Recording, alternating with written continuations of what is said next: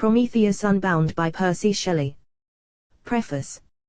The Greek tragic writers, in selecting as their subject any portion of their national history or mythology, employed in their treatment of it a certain arbitrary discretion.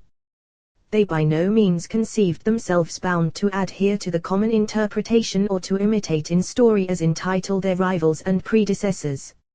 Such a system would have amounted to a resignation of those claims to preference over their competitors which incited the composition. The Agamemnonian story was exhibited on the Athenian theatre with as many variations as dramas. I have presumed to employ a similar license. The Prometheus Unbound of Aeschylus supposed the reconciliation of Jupiter with his victim as the price of the disclosure of the danger threatened to his empire by the consummation of his marriage with Thetis. Thetis, according to this view of the subject, was given in marriage to Peleus, and Prometheus, by the permission of Jupiter, delivered from his captivity by Hercules.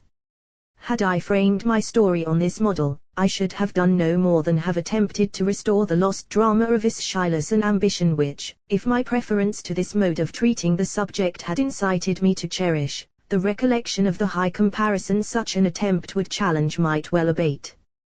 But, in truth, I was averse from a catastrophe so feeble as that of reconciling the champion with the oppressor of mankind. The moral interest of the fable, which is so powerfully sustained by the sufferings and endurance of Prometheus, would be annihilated if we could conceive of him as unsaying his high language and quailing before his successful and perfidious adversary. The only imaginary being, resembling in any degree Prometheus, is Satan, and Prometheus is, in my judgment, a more poetical character than Satan, because, in addition to courage, and majesty, and firm and patient opposition to omnipotent force, he is susceptible of being described as exempt from the taints of ambition, envy, revenge, and a desire for personal aggrandizement, which, in the hero of Paradise Lost, interfere with the interest. The character of Satan engenders in the mind a pernicious casuistry which leads us to weigh his faults with his wrongs, and to excuse the former because the latter exceed all measure. In the minds of those who consider that magnificent fiction with a religious feeling, it engenders something worse. But Prometheus is, as it were, the type of the highest perfection of moral and intellectual nature, impelled by the purest and the truest motives to the best and noblest ends. This poem was chiefly written upon the mountainous ruins of the Baths of Caracalla, among the flowery glades and thickets of odoriferous blossoming trees, which are extended in ever-winding labyrinths upon its immense platforms and dizzy arches suspended in the air. The bright blue sky of Rome, and the effect of the vigorous awakening spring in that divinest climate, and the new life with which it drenches the spirits even to intoxication, were the inspiration of this drama. The imagery which I have employed will be found, in many instances, to have been drawn from the operations of the human mind, or from those external actions by which they are expressed. This is unusual in modern poetry, although Dante and Shakespeare are full of instances of the same kind, Dante indeed more than any other poet, and with greater success. But the Greek poets, as writers to whom no resource of awakening the sympathy of their contemporaries was unknown, were in the habitual use of this power, and it is the study of their works, since a higher merit would probably be denied me, to which I am willing that my readers should impute this singularity. One word is due in candor to the degree in which the study of contemporary writings may have tinged my composition, for such has been a topic of censure with regard to poems far more popular, and indeed more deservedly popular, than mine. It is impossible that anyone, who inhabits the same age with such writers as those who stand in the foremost ranks of our own, can conscientiously assure himself that his language and tone of thought may not have been modified by the study of the productions of those extraordinary intellects. It is true that, not the spirit of their genius, but the forms in which it has manifested itself, are due less to the peculiarities of their own minds than to the peculiarity of the moral and intellectual condition of the minds among which they have been produced. Thus a number of writers possess the form, whilst they want the spirit of those whom, it is alleged, they imitate, because the former is the endowment of the age in which they live, and the latter must be the uncommunicated lightning of their own mind. The peculiar style of intense and comprehensive imagery which distinguishes the modern literature of England has not been, as a general power, the product of the imitation of any particular writer. The mass of capabilities remains at every period materially the same. The circumstances which awaken it to action perpetually change. If England were divided into 40 republics, each equal in population and extent to Athens, there is no reason to suppose but that, under institutions not more perfect than those of Athens, each would produce philosophers and poets equal to those who, if we accept Shakespeare, have never been surpassed. We owe the great writers of the golden age of our literature to that fervid awakening of the public mind which shook to dust the oldest and most oppressive form of the Christian religion. We owe Milton to the progress and development of the same spirit. The sacred Milton was, let it ever be remembered, a republican and a bold inquirer into morals and religion. The great writers of our own age are, we have reason to suppose, the companions and forerunners of some unimagined change in our social condition or the opinions which cement it. The cloud of mind is discharging its collected lightning, and the equilibrium between institutions and opinions is now restoring or is about to be restored. As to imitation, poetry is a mimetic art. It creates, but it creates by combination and representation. Poetical abstractions are beautiful and new, not because the portions of which they are composed had no previous existence in the mind of man or in nature, but because the whole produced by their combination has some intelligible and beautiful analogy with those sources of emotion and thought and with the contemporary condition of them. One great poet is a masterpiece of nature which another not only ought to study but must study.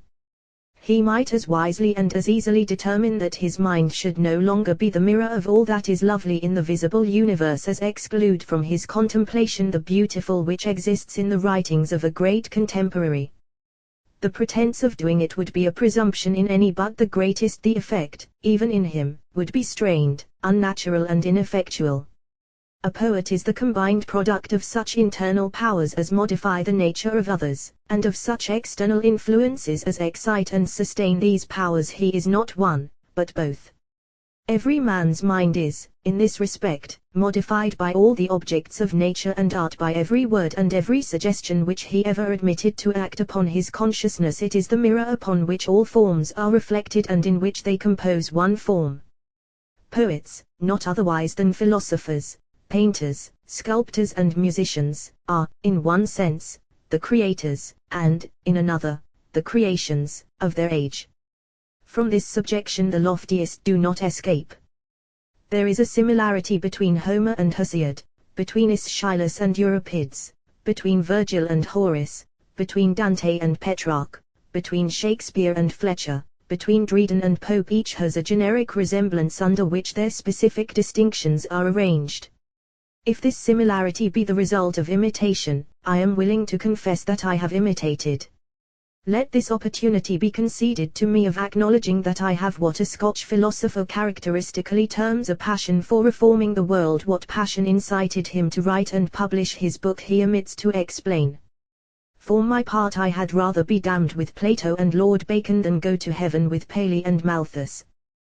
But it is a mistake to suppose that I dedicate my poetical compositions solely to the direct enforcement of reform, or that I consider them in any degree as containing a reasoned system on the theory of human life.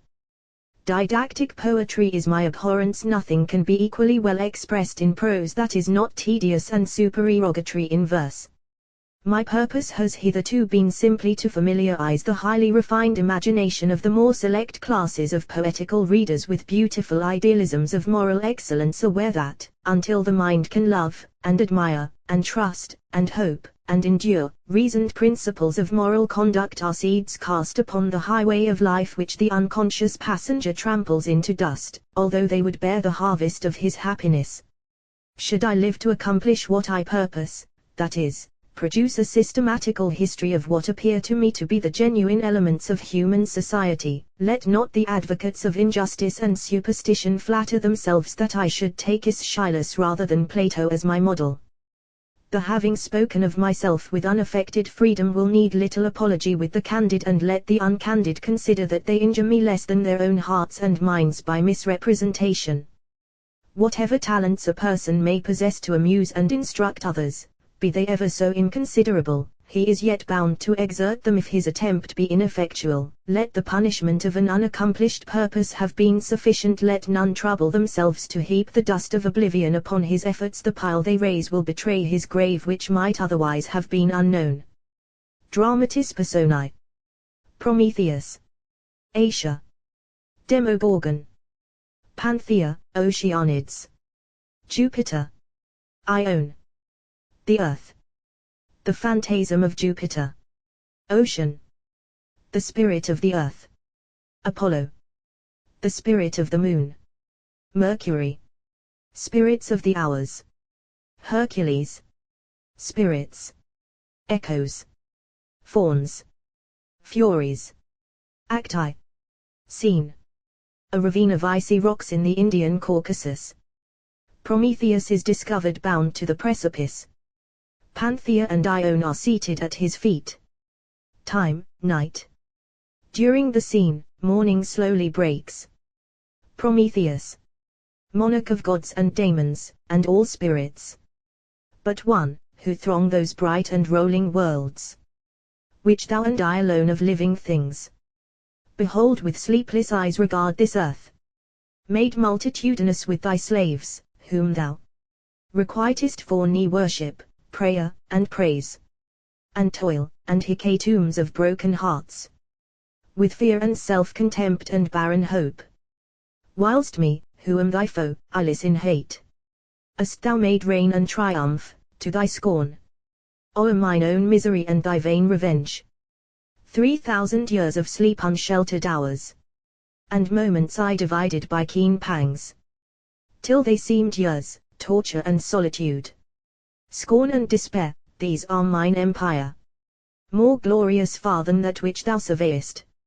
From thine unenvied throne, O mighty God, Almighty, had I deigned to share the shame of thine ill tyranny, and hung not here, nailed to this wall of eagle-baffling mountain, black, wintry, dead, unmeasured without herb, insect, or beast, or shape or sound of life.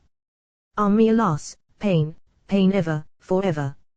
No change, no pause, no hope yet I endure. I ask the earth, have not the mountains felt? I ask yon heaven, the all-beholding sun, has it not seen? The sea, in storm or calm, heaven's ever-changing shadow, spread below, have its deaf waves not heard my agony? Ah me alas, pain, pain ever, forever. The crawling glaciers pierce me with the spears of their moon-freezing crystals, the bright chains eat with their burning cold into my bones. Heaven's winged hound, polluting from thy lips, his beak in poison not his own, tears up my heart, and shapeless sights come wandering by.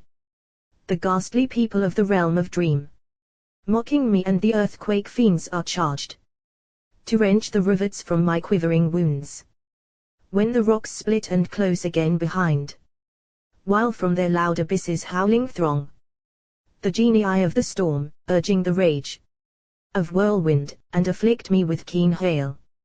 And yet to me welcome is day and night, whether one breaks the hoar frost of the morn, or starry, dim, and slow, the other climbs the leaden-coloured east, for then they lead the wingless, crawling hours, one among whom, as some dark priest hails the reluctant victim, shall drag thee, cruel king, to kiss the blood from these pale feet, which then might trample thee, if they disdained not such a prostrate slave.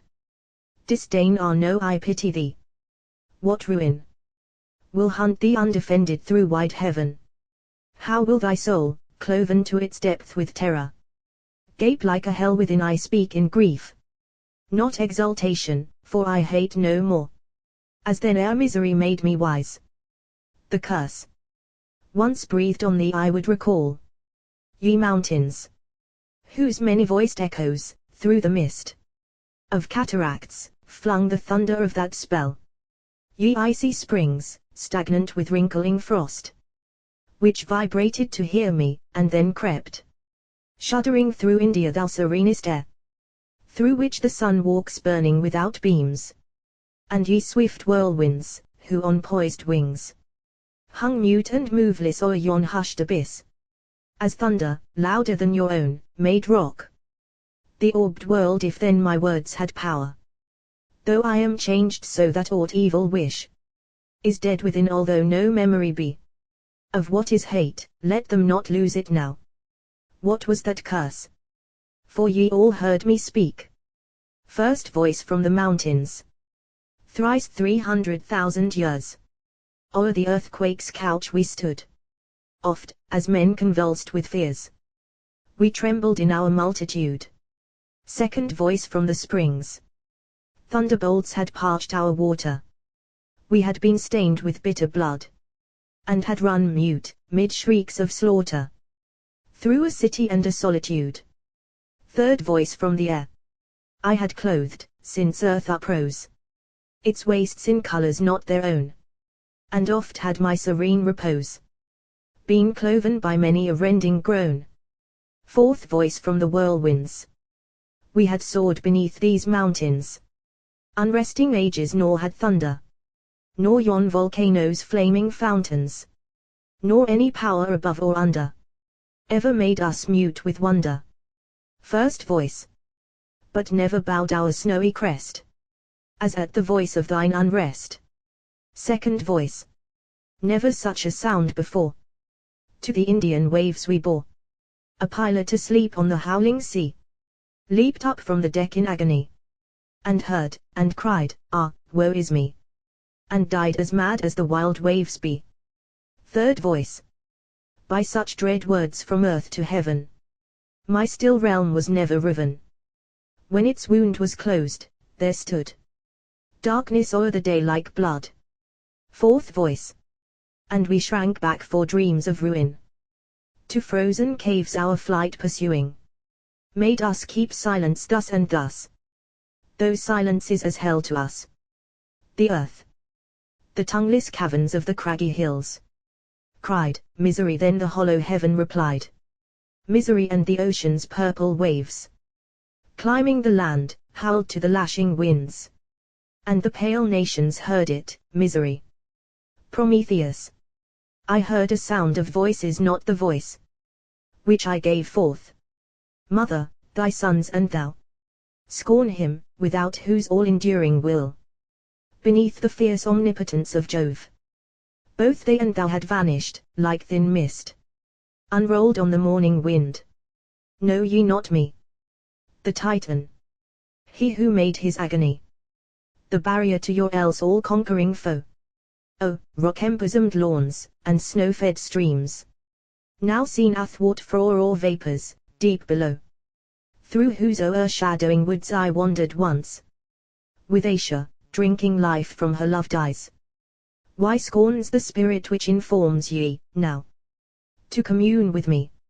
Me alone, who checked, as one who checks a fiend-drawn charioteer, the falsehood and the force of him who reigns supreme, and with the groans of pining slaves, fills your dim glens and liquid wildernesses. Why answer ye not, still? Brethren, the earth, they dare not. Prometheus. Who dares? For I would hear that curse again. Ha, what an awful whisper rises up! 'Tis scarce like sound, it tingles through the frame, as lightning tingles, hovering ere it strike. Speak, spirit, from thine inorganic voice. I only know that thou art moving near, and love. How cursed I him, the earth! How canst thou hear, who knowest not the language of the dead? Prometheus. Thou art a living spirit, speak as they. The earth. I dare not speak like life, lest heaven's fell king should hear, and link me to some wheel of pain, more torturing than the one whereon I roll. Subtle thou art and good, and though the gods hear not this voice, yet thou art more than God. Being wise and kind, earnestly hearken now. Prometheus. Obscurely through my brain, like shadows dim, sweep awful thoughts, rapid and thick. I feel faint, like one mingled in entwining love, yet 'tis not pleasure. The earth. No, thou canst not hear. Thou art immortal, and this tongue is known only to those who die. Prometheus. And what art thou? O, melancholy voice. The earth. I am the earth. Thy mother she within whose stony veins, to the last fibre of the loftiest tree, whose thin leaves trembled in the frozen air, joy ran, as blood within a living frame. When thou didst from her bosom, like a cloud of glory, arise, a spirit of keen joy, and at thy voice her pining sons uplifted their prostrate brows from the polluting dust, and our almighty tyrant with fierce dread grew pale, until his thunder chained thee here. Then, see those million worlds which burn and roll around us their inhabitants beheld. My sphered light wane in wide heaven, the sea was lifted by strange tempest, and new fire from earthquake-rifted mountains of bright snow shook its portentous hair beneath heaven's frown. Lightning and inundation vexed the plains. Blue thistles bloomed in cities, foodless toads within voluptuous chambers panting crawled. When plague had fallen on man, and beast, and worm, and famine and black blight on herb and tree, and in the corn, and vines, and meadow grass, teemed ineradicable poisonous weeds, draining their growth, for my one breast was dry with grief, and the thin air, my breath, was stained with the contagion of a mother's hate, breathed on her child's destroyer. I heard thy curse, the which, if thou rememberest not, yet my innumerable seas and streams, mountains, and caves, and winds, and yon wide air, and the inarticulate people of the dead, preserve, a treasured spell. We meditate in secret joy and hope those dreadful words, but dare not speak them. Prometheus. Venerable Mother, all else who live and suffer take from thee some comfort, flowers, and fruits, and happy sounds, and love, though fleeting these may not be mine, but mine own words, I pray, deny me not. The earth. They shall be told ere Babylon was dust. The Magus Zoroaster, my dead child, met his own image walking in the garden. That apparition, soul of men, he saw. For know there are two worlds of life and death. One that which thou beholdest, but the other is underneath the grave, where do inhabit the shadows of all forms that think and live, till death unite them and they part no more. Dreams and the light imaginings of men, and all that faith creates or love desires. Terrible, strange, sublime and beauteous shapes. There thou art, and dost hang, a writhing shade. Mid whirlwind peopled mountains all the gods are there, and all the powers of nameless worlds. Vast, sceptred phantoms, heroes, men, and beasts. And Demogorgon, a tremendous gloom. And he, the supreme tyrant, on his throne of burning gold. Son, one of these shall utter the curse which all remember. Call at will thine own ghost, or the ghost of Jupiter, Hades or Typhon, or what mightier gods, from all prolific evil, since thy ruin have sprung, and trampled on my prostrate sons. Ask, and they must reply, so the revenge of the Supreme may sweep through vacant shades, as rainy wind through the abandoned gate of a fallen palace. Prometheus. Mother, let not aught of that which may be evil pass again my lips, or those of aught resembling me. Phantasm of Jupiter, arise, appear. I own my wings are folded o'er mine ears, my wings are crossed o'er mine eyes, yet through their silver shade appears, and through their lulling plumes arise a shape, a throng of sounds. May it be no ill to thee, O thou of many wounds, near whom, for our sweet sister's sake, ever thus we watch and wake. Panthea. The sound is of whirlwind underground, earthquake, and fire, and mountains cloven. The shape is awful like the sound, clothed in dark purple, star inwoven, a scepter of pale gold. To stay steps proud, o'er the slow cloud. His veined hand doth hold. Cruel he looks, but calm and strong. Like one who does, not suffers wrong. Phantasm of Jupiter. Why have the secret powers of this strange world driven me, a frail and empty phantom, hither? On direst storms. What unaccustomed sounds are hovering on my lips, unlike the voice with which our pallid race hold ghastly talk in darkness? And, proud sufferer, who art thou? Prometheus. Tremendous image, as thou art must be. He whom thou shadowest forth. I am his foe. The Titan. Speak the words which I would hear, although no thought inform thine empty voice. The earth. Listen, and though your echoes must be mute. Grey mountains, and old woods, and haunted springs. Prophetic caves, and isle surrounding streams. Rejoice to hear what yet ye cannot speak. Phantasm. A spirit seizes me and speaks within. It tears me as fire tears a thundercloud. Panthea. See, how he lifts his mighty looks, the heaven darkens above. I own. He speaks, oh shelter me. Prometheus. I see the curse on gestures proud and cold, and looks of firm defiance, and calm hate, and such despair as mocks itself with smiles, written as on a scroll. Yet speak, oh, speak. Phantasm. Fiend, I defy thee with a calm, fixed mind. All that thou canst inflict I bid thee do.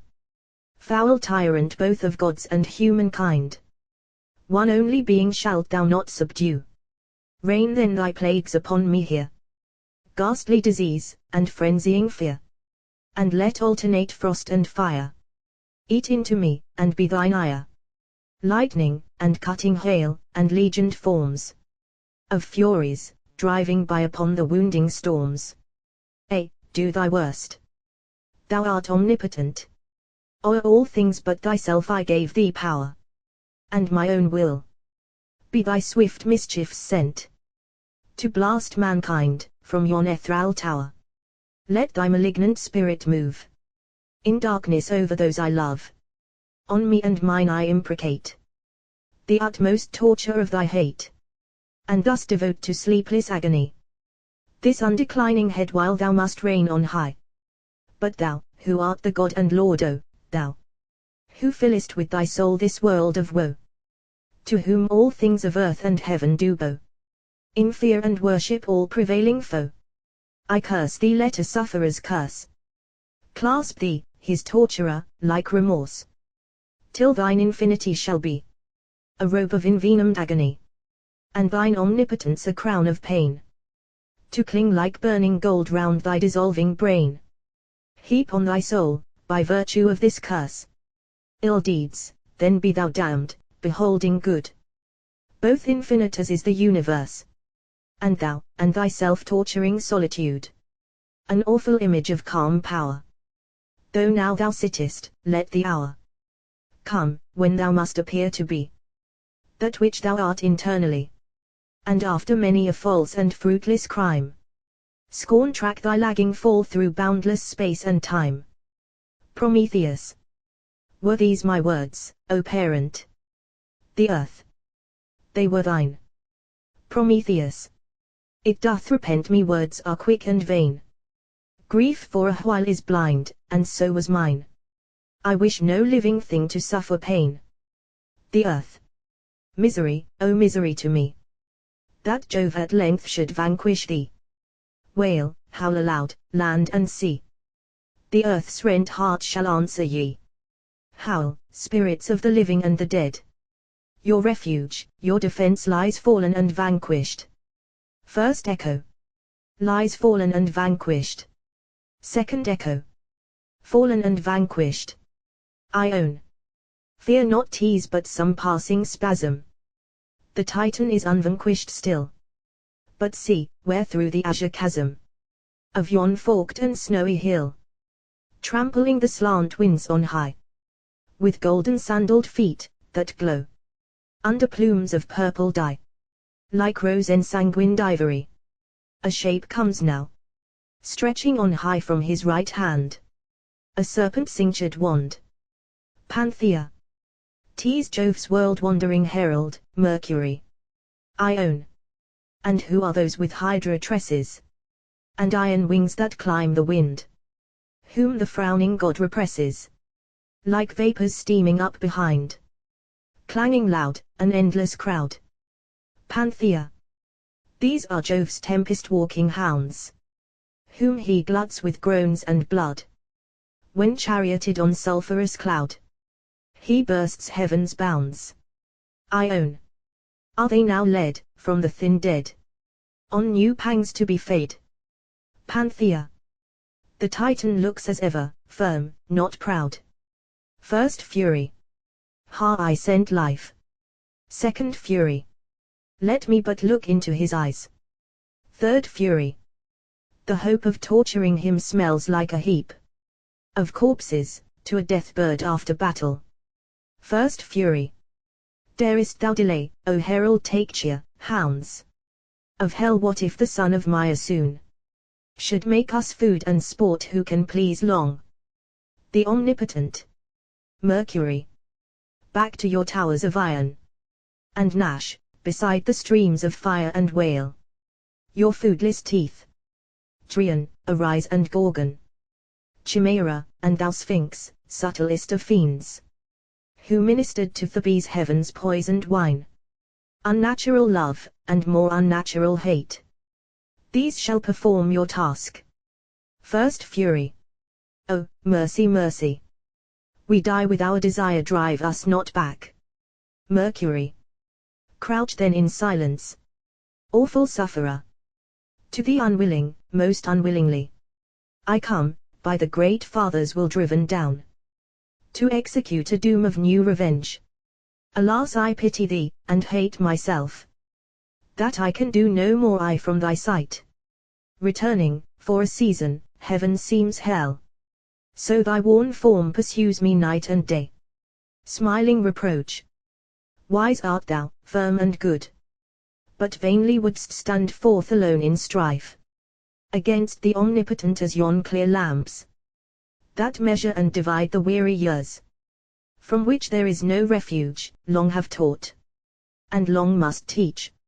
Even now thy torturer arms, with the strange might of unimagined pains, the powers who scheme slow agonies in hell, and my commission is to lead them here. Or what more subtle, foul, or savage fiends people the abyss, and leave them to their task? Be it not so, there is a secret known to thee, and to none else of living things, which may transfer the scepter of wide heaven, the fear of which perplexes the supreme. Clothe it in words, and bid it clasp his throne. In intercession bend thy soul in prayer, and like a suppliant in some gorgeous fane, let the will kneel within thy haughty heart. For benefits and meek submission tame the fiercest and the mightiest. Prometheus. Evil minds change good to their own nature. I gave all he has, and in return he chains me here. Years, ages, night and day, whether the sun split my parched skin, or in the moony night the crystal-winged snow cling round my hair, whilst my beloved race is trampled down by his thought-executing ministers. Such is the tyrant's recompense, 'tis just. He who is evil can receive no good, and for a world bestowed, or a friend lost, he can feel hate, fear, shame, not gratitude. He but requites me for his own misdeed. Kindness to such is keen reproach, which breaks with bitter stings the light sleep of revenge. Submission, thou dost know I cannot try. For what submission but that fatal word, the death seal of mankind's captivity, like the Sicilian's hair-suspended sword, which trembles o'er his crown? Would he accept, or could I yield? Which yet I will not yield. Let others flatter crime, where it sits throned. In brief, omnipotence secure are they. For justice, when triumphant, will weep down pity, not punishment, on her own wrongs, too much avenged by those who err. I wait, enduring thus, the retributive hour, which since we spake is even nearer now. But hark, the hell-hounds clamour fear delay. Behold heaven lowers under thy father's frown. Mercury. Oh, that we might be spared I to inflict, and thou to suffer once more answer me. Thou knowest not the period of Jove's power. Prometheus. I know but this, that it must come. Mercury. Alas! Thou canst not count thy years to come of pain. Prometheus. They last while Jove must reign nor more, nor less. Do I desire or fear? Mercury. Yet pause, and plunge into eternity, where recorded time, even all that we imagine, age on age, seems but a point, and the reluctant mind flags wearily in its unending flight, till it sink, dizzy, blind, lost, shelterless. Perchance it has not numbered the slow years, which thou must spend in torture, unreprieved. Prometheus. Perchance no thought can count them, yet they pass. Mercury. If thou mightest dwell among the gods the while, lapped in voluptuous joy. Prometheus. I would not quit this bleak ravine, these unrepentant pains. Mercury. Alas, I wonder at, yet pity thee. Prometheus. Pity the self-despising slaves of heaven, not me, within whose mind sits peace serene. As light in the sun, throned how vain is talk. Call up the fiends. I own. Oh, sister, look, white fire has cloven to the roots yon huge snow-loaded cedar. How fearfully God's thunder howls behind. Mercury. I must obey his words and thine, alas! Most heavily remorse hangs at my heart. Panthea. See where the child of heaven, with winged feet, runs down the slanted sunlight of the dawn. I own. Dear sister, close thy plumes over thine eyes, lest thou behold and die. They come, blackening the birth of day with countless wings, and hollow underneath, like death. First Fury. Prometheus. Second Fury. Immortal Titan. Third Fury. Champion of heaven's slaves. Prometheus. He whom some dreadful voice invokes is here. Prometheus, the chained Titan. Horrible forms. What and who are ye? Never yet there came phantasms so foul through monster-teeming hell, from the all-miscreative brain of Jove. Whilst I behold such execrable shapes, methinks I grow like what I contemplate, and laugh and stare in loathsome sympathy. First Fury. We are the ministers of pain, and fear, and disappointment, and mistrust, and hate, and clinging crime, and as lean dogs pursue through wood and lake some struck and sobbing fawn. We track all things that weep, and bleed, and live, when the great king betrays them to our will. Prometheus. O many fearful natures in one name, I know ye, and these lakes and echoes know the darkness and the clangor of your wings. But why more hideous than your loathed selves? Gather ye up in legions from the deep. Second Fury. We knew not that, sisters, rejoice, rejoice. Prometheus. Can aught exult in its deformity? Second Fury. The beauty of delight makes lovers glad. Gazing on one another, so are we, as from the rose which the pale priestess kneels to gather for her festal crown of flowers, the aerial crimson falls, flushing her cheek. So from our victim's destined agony, the shade which is our form invests us round, else we are shapeless as our mother night. Prometheus. I laugh your power, and his who sent you here, to lowest scorn. Pour forth the cup of pain. First Fury. Thou thinkest we will rend thee bone from bone, and nerve from nerve, working like fire within. Prometheus. Pain is my element, as hate is thine. Ye rend me now, I care not. Second Fury. Dost imagine we will but laugh into thy lidless eyes? Prometheus. I weigh not what ye do, but what ye suffer. Being evil, cruel was the power which called you, or aught else so wretched, into light. Third fury. Thou thinkest we will live through thee, one by one, like animal life, and though we can obscure not the soul which burns within, that we will dwell beside it, like a vain loud multitude, vexing the self-content of wisest men, that we will be dread thought beneath thy brain, and foul desire round thine astonished heart, and blood within thy labyrinthine veins, crawling like agony. Prometheus. Why, ye are thus now. Yet am I king over myself, and rule the torturing and conflicting throngs within, as Jove rules you when hell grows mutinous. Chorus of furies. From the ends of the earth, from the ends of the earth, where the night has its grave and the morning its birth. Come, come, come.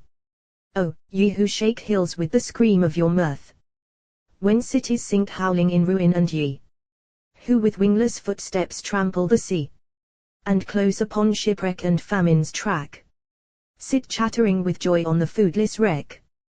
Come, come, come. Leave the bed, low, cold, and red, strewed beneath a nation dead. Leave the hatred, as in ashes. Fire is left for future burning.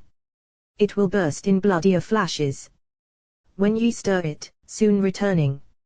Leave the self-contempt implanted in young spirits, sense enchanted, misery's yet unkindled fuel. Leave hell's secrets half enchanted, to the maniac dreamer cruel. More than ye can be with hate, is he with fear. Come, come, come. We are steaming up from hell's wide gate, and we burthen the blast of the atmosphere. But vainly we toil till ye come here. I own, sister, I hear the thunder of new wings. Panthea. These solid mountains quiver with the sound, even as the tremulous air their shadows make the space within my plumes more black than night. First fury. Your call was as a winged car, driven on whirlwinds fast and far. It wrapped us from red gulfs of war. Second fury. From wide cities, famine wasted. Third fury.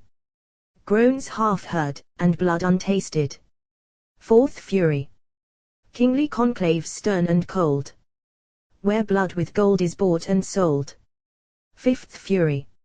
From the furnace, white and hot, in which a fury. Speak not, whisper not. I know all that ye would tell, but to speak might break the spell, which must bend the invincible, the stern of thought. He yet defies the deepest power of hell. A fury. Tear the veil. Another fury. It is torn. Chorus. The pale stars of the morn shine on a misery, dire to be borne. Dost thou faint, mighty Titan? We laugh thee to scorn.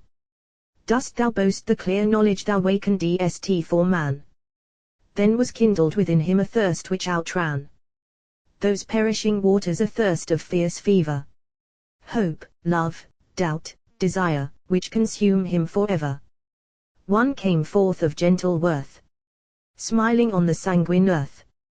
His words outlived him, like swift poison, withering up truth, peace, and pity. Look where round the wide horizon, many a million-peopled city, vomits smoke in the bright air. Hark that outcry of despair! 'Tis his mild and gentle ghost, wailing for the faith he kindled. Look again, the flames almost to a glowworm's lamp have dwindled. The survivors round the embers gather in dread. Joy, joy, joy! Past ages crowd on thee, but each one remembers.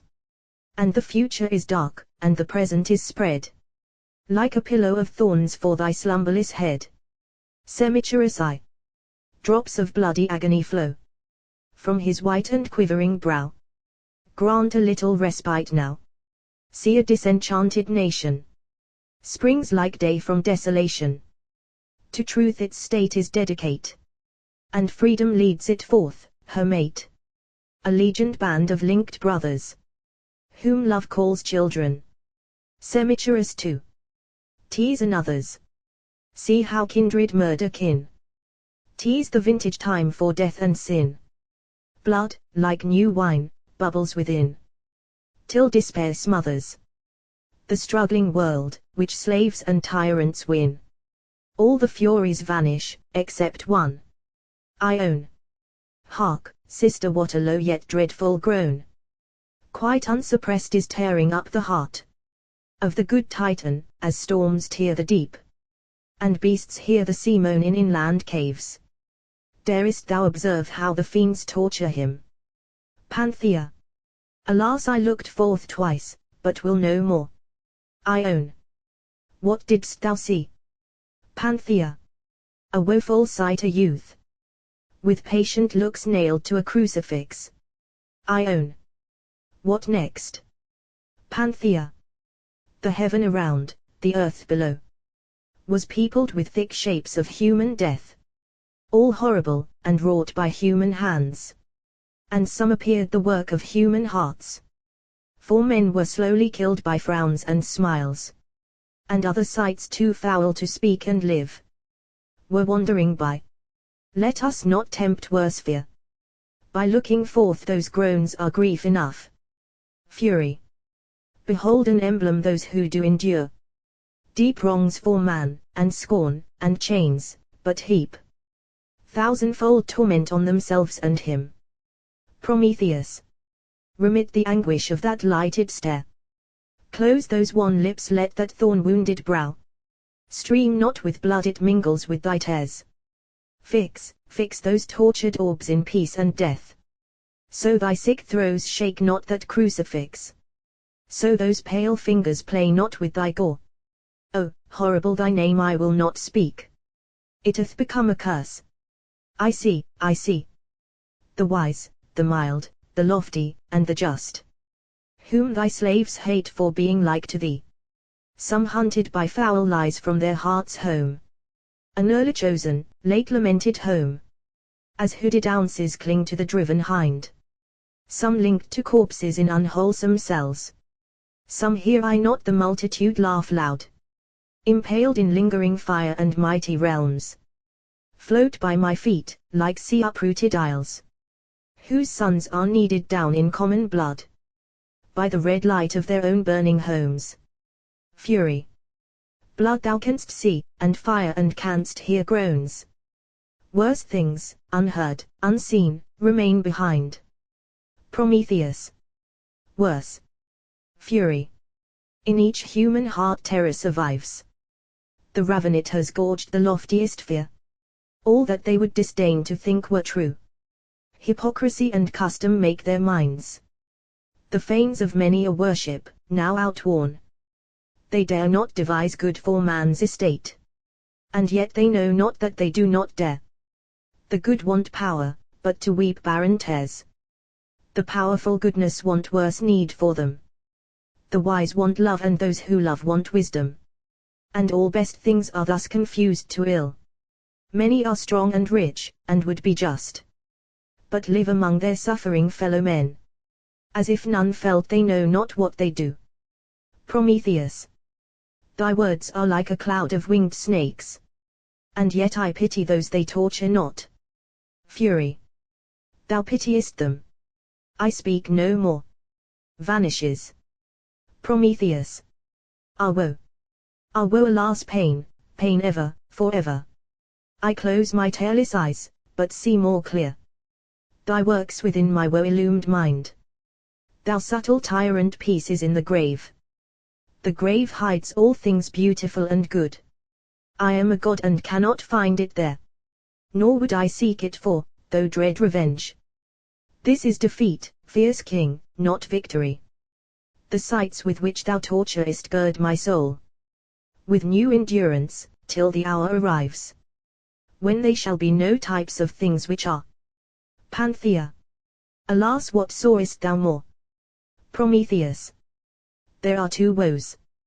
To speak, and to behold, thou spare me one. Names are there, nature's sacred watchwords, they were borne aloft in bright emblazonry. The nations thronged around, and cried aloud, as with one voice, truth, liberty, and love. Suddenly fierce confusion fell from heaven. Among them there was strife, deceit, and fear. Tyrants rushed in, and did divide the spoil. This was the shadow of the truth I saw. The earth. I felt thy torture, Son, with such mixed joy, as pain and virtue give. To cheer thy state, I bid ascend those subtle and fair spirits, whose homes are the dim caves of human thought, and who inhabit, as birds wing the wind, its world surrounding ether they behold. Beyond that twilight realm, as in a glass, the future may they speak comfort to thee. Panthea. Look, sister, where a troop of spirits gather, like flocks of clouds in spring's delightful weather, thronging in the blue air. Ione. And see more come, like fountain vapors when the winds are dumb, that climb up the ravine in scattered lines. And, hark, is it the music of the pines? Is it the lake? Is it the waterfall? Panthea. 'Tis something sadder, sweeter far than all. Chorus of spirits. From unremembered ages we, gentle guides and guardians be, of heaven oppressed mortality. And we breathe, and sicken not, the atmosphere of human thought. Be it dim, and dank, and grey, like a storm-extinguished day, travelled o'er by dying gleams.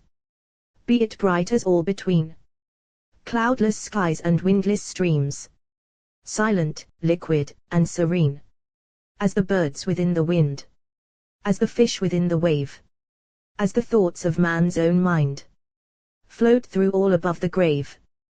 We make there our liquid lair, voyaging cloud-like and unpent, through the boundless element. Thence we bear the prophecy, which begins and ends in thee, Ione. More yet come, one by one the air around them looks radiant as the air around a star. First spirit. On a battle trumpet's blast, I fled hither, fast, fast, fast, mid the darkness upward cast, from the dust of creeds outworn, from the tyrant's banner torn. Gathering round me, onward borne, there was mingled many a cry, freedom, hope, death, victory, till they faded through the sky. And one sound, above, around, one sound beneath, around, above, was moving. 'Twas the soul of love, 'twas the hope, the prophecy, which begins and ends in thee. Second spirit. A rainbow's arch stood on the sea, which rocked beneath, immovably, and the triumphant storm did flee, like a conqueror, swift and proud. Between, with many a captive cloud, a shapeless, dark and rapid crowd, each by lightning riven in half, I heard the thunder hoarsely laugh. Mighty fleets were strewn like chaff, and spread beneath a hell of death, o'er the white waters. I alit on a great ship, lightning split, and speeded hither on the sigh of one who gave an enemy his plank, then plunged aside to die. Third spirit. I sate beside a sage's bed, and the lamp was burning red, near the book where he had fed, when a dream with plumes of flame to his pillow hovering came, and I knew it was the same which had kindled long ago pity, eloquence, and woe, and the world a while below wore the shade its lustre made. It has borne me here as fleet as desire's lightning feet. I must ride it back ere morrow, or the sage will wake in sorrow. Fourth spirit. On a poet's lips I slept, dreaming like a love adept, in the sound his breathing kept, nor seeks nor finds he mortal blisses, but feeds on the aerial kisses of shapes that haunt thought's wildernesses. He will watch from dawn to gloom, the lake reflected sun illume, the yellow bees in the ivy bloom, nor heed nor see what things they be, but from these create he can forms more real than living man, nurslings of immortality. one of these awakened me. And I sped to succor thee. Ione. Beholdest thou not two shapes from the east and west? Come, as two doves to one beloved nest. Twin nurslings of the all-sustaining air. On swift still wings glide down the atmosphere. And, hark their sweet, sad voices tease despair. Mingled with love and then dissolved in sound. Panthea. Canst thou speak, sister? All my words are drowned. Ione. Their beauty gives me voice. See how they float. On their sustaining wings of ski grain. Orange and azure deepening into gold. Their soft smiles light the air like a star's fire. Chorus of spirits. Hast thou beheld the form of love? Fifth spirit. As over wide dominions I sped, like some swift cloud that wings the wide air's wildernesses. That planet-crested shape swept by on lightning-braided pinions, scattering the liquid joy of life from his ambrosial tresses. His footsteps paved the world with light, but as I passed 'twas fading, and hollow ruin yawned behind great sages bound in madness, and headless patriots, and pale youths who perished, unupbraiding, gleamed in the night. I wandered o'er, till thou, O King of sadness, turned by thy smile the worst I saw to recollected gladness. Sixth spirit. Ah, sister, desolation is a delicate thing. It walks not on the earth, it floats not on the air, but treads with lulling footstep, and fans with silent wing the tender hopes which in their hearts the best and gentlest bear, who, soothed to false repose by the fanning plumes above, and the music-stirring motion of its soft and busy feet, dream visions of aerial joy, and call the monster, love, and wake, and find the shadow pain, as he whom now we greet. Chorus. The ruin now love's shadow be, following him, destroyingly, on death's white and winged steed, which the fleetest cannot flee, trampling down both flower and weed, man and beast, and foul and fair, like a tempest through the air. Thou shalt quell this horseman grim, woundless though in heart or limb. Prometheus. Spirits, how know ye this shall be? Chorus. In the atmosphere we breathe, as buds grow red when the snowstorms flee, from spring gathering up beneath, whose mild winds shake the elder brake, and the wandering herdsmen know that the white thorn soon will blow. Wisdom, justice, love, and peace, when they struggle to increase, are to us as soft winds be to shepherd boys, the prophecy which begins and ends in thee. Ione. Where are the spirits fled? Panthea. Only a sense remains of them, like the omnipotence of music, when the inspired voice and lute languish, ere yet the responses are mute, which through the deep and labyrinthine soul, like echoes through long caverns, wind and roll. Prometheus. How fair these airborne shapes, and yet I feel most vain all hope but love, and thou art far. Asia, who, when my being overflowed, would like a golden chalice to bright wine, which else had sunk into the thirsty dust. All things are still, alas how heavily this quiet morning weighs upon my heart. Though I should dream I could even sleep with grief, if slumber were denied not, I would fain be what it is my destiny to be, the savior and the strength of suffering man, or sink into the original gulf of things. There is no agony, and no solace left. Earth can console, heaven can torment no more. Panthea. Hast thou forgotten one who watches thee? The cold dark night, and never sleeps but when the shadow of thy spirit falls on her. Prometheus. I said all hope was vain, but love thou lovest. Panthea.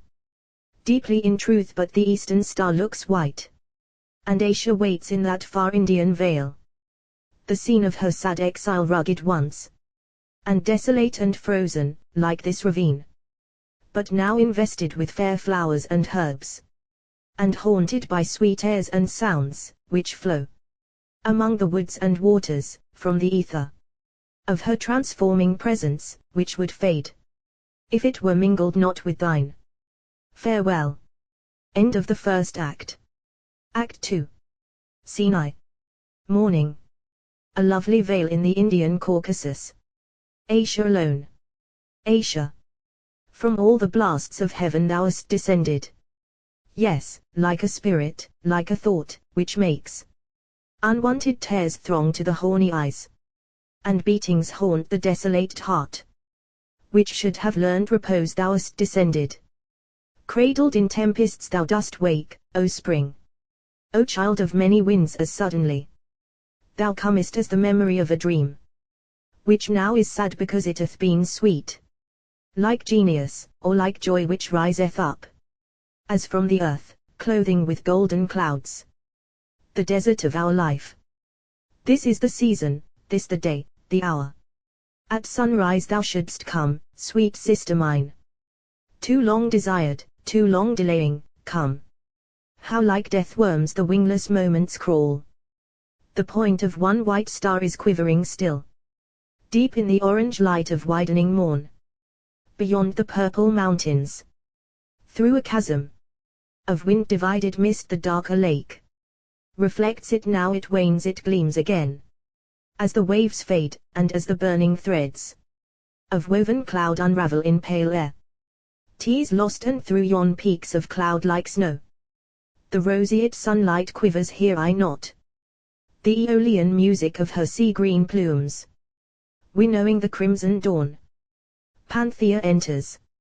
I feel, I see those eyes which burn through smiles that fade in tears, like stars half quenched in mists of silver dew. Beloved and most beautiful, who wearest the shadow of that soul by which I live. How late thou art! The sphered sun had climbed the sea. My heart was sick with hope, before the printless air felt thy belated plumes.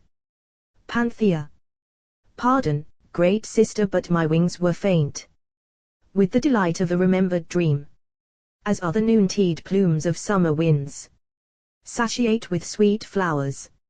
I was wont to sleep peacefully, and awake refreshed and calm, before the sacred Titans' fall, and thy unhappy love had made, through use and pity, both love and woe familiar to my heart, as they had grown to thine. Iruhile I slept under the glaucous caverns of old ocean, within dim bowers of green and purple moss, our young Ione's soft and milky arms locked then, as now, behind my dark, moist hair, while my shut eyes and cheek were pressed within the folded depth of her life-breathing bosom.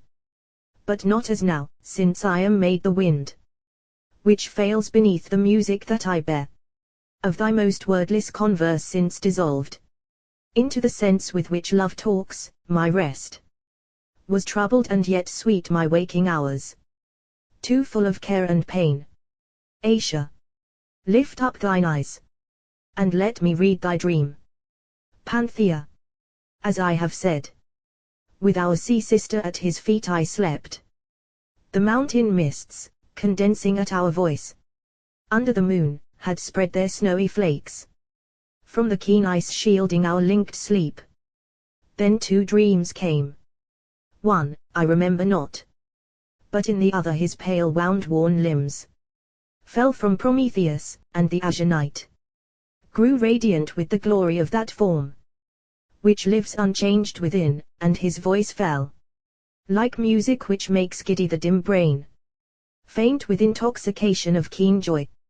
Sister of her whose footsteps pave the world with loveliness more fair than aught but her, whose shadow thou art, lift thine eyes on me.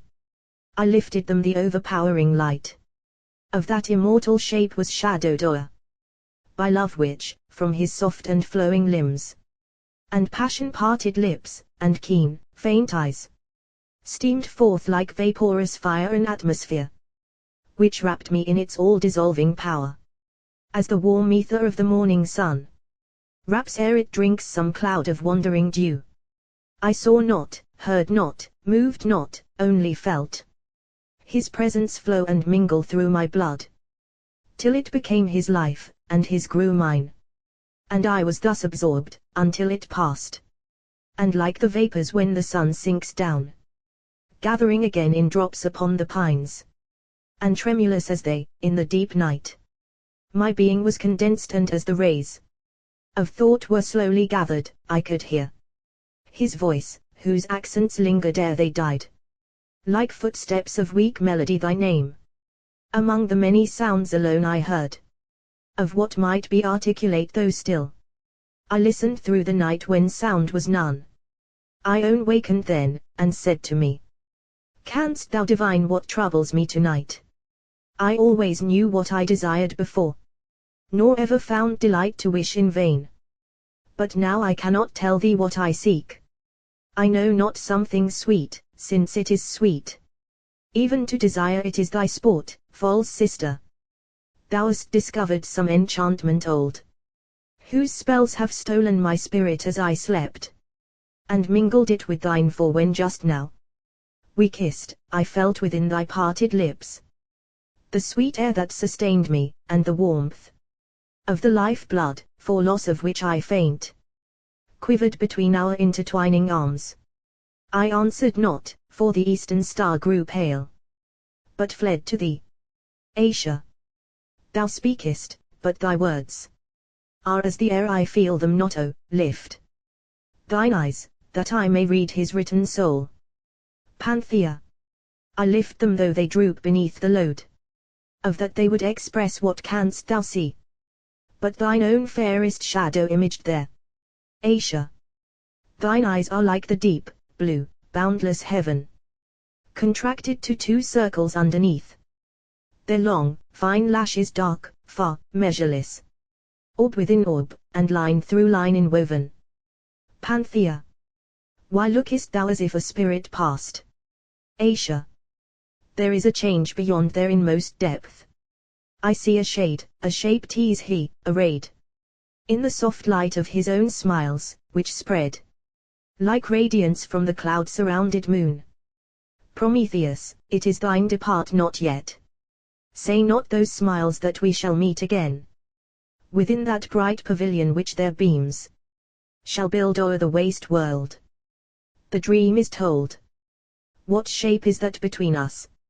Its rude hair roughens the wind that lifts it, its regard is wild and quick, yet 'tis a thing of air.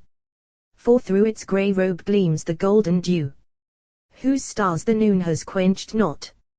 Dream, follow, follow. Panthea, it is mine other dream. Asia, it disappears. Panthea, it passes now into my mind. Without, as we sate here, the flower enfolding buds burst on yon lightning blasted almond tree, when swift from the white Scythian wilderness a wind swept forth, wrinkling the earth with frost. I looked, and all the blossoms were blown down, but on each leaf was stamped, as the blue bells of hyacinth tell Apollo's written grief. Oh, follow, follow. Asia, as you speak, your words fill, pause by pause, my own forgotten sleep with shapes. Without among these lawns together we wandered, underneath the young grey dawn, and multitudes of dense white fleecy clouds were wandering in thick flocks along the mountains, shepherded by the slow, unwilling wind, and the white dew on the new blade grass, just piercing the dark earth, hung silently. And there was more which I remember not, but on the shadows of the morning clouds, athwart the purple mountain slope, was written, follow, oh, follow, as they vanished by. And on each herb, from which heaven's dew had fallen, the like was stamped, as with a withering fire. A wind arose among the pines, it shook the clinging music from their boughs, and then, low, sweet, faint sounds, like the farewell of ghosts, were heard. Oh, follow, follow, follow me. And then I said, Panthea, look on me. But in the depth of those beloved eyes, still I saw, follow, follow. Echo, follow, follow. Panthea, the crags, this clear spring morning, mock our voices, as they were spirit-tongued. Asia. It is some being. Around the crags. What fine clear sounds, oh, list. Echoes unseen. Echoes we listen. We cannot stay. As dew stars glisten. Then fade away. Child of ocean. Asia. Hark spirits speak. The liquid responses. Of their aerial tongues yet sound. Panthea. I hear. Echoes. Oh, follow, follow. As our voice recedeth. Through the caverns hollow. Where the forest spreadeth. More distant. Oh, follow, follow. Through the caverns hollow. As the song floats thou pursue. Where the wild bee never flew. Through the noontide darkness deep. By the odor-breathing sleep. Of faint night flowers, and the waves. At the fountain-lighted caves. While our music, wild and sweet. Mocks thy gently falling feet. Child of ocean. Asia. Shall we pursue the sound? It grows more faint and distant. Panthea. List the strain floats nearer now. Echoes. In the world unknown. Sleeps a voice unspoken. By thy step alone. Can its rest be broken? Child of ocean. Asia. How the notes sink upon the ebbing wind. Echoes. Oh, follow, follow. Through the caverns hollow. As the song floats thou pursue. By the woodland noontide dew. By the forest, lakes, and fountains. Through the many-folded mountains.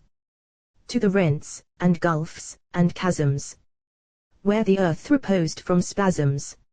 On the day when he and thou parted, to commingle now. Child of ocean.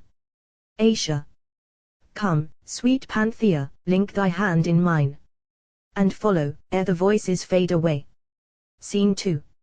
A forest, intermingled with rocks and caverns. Asia and Panthea pass into it. Two young fawns are sitting on a rock listening. Semicherous eye of spirits.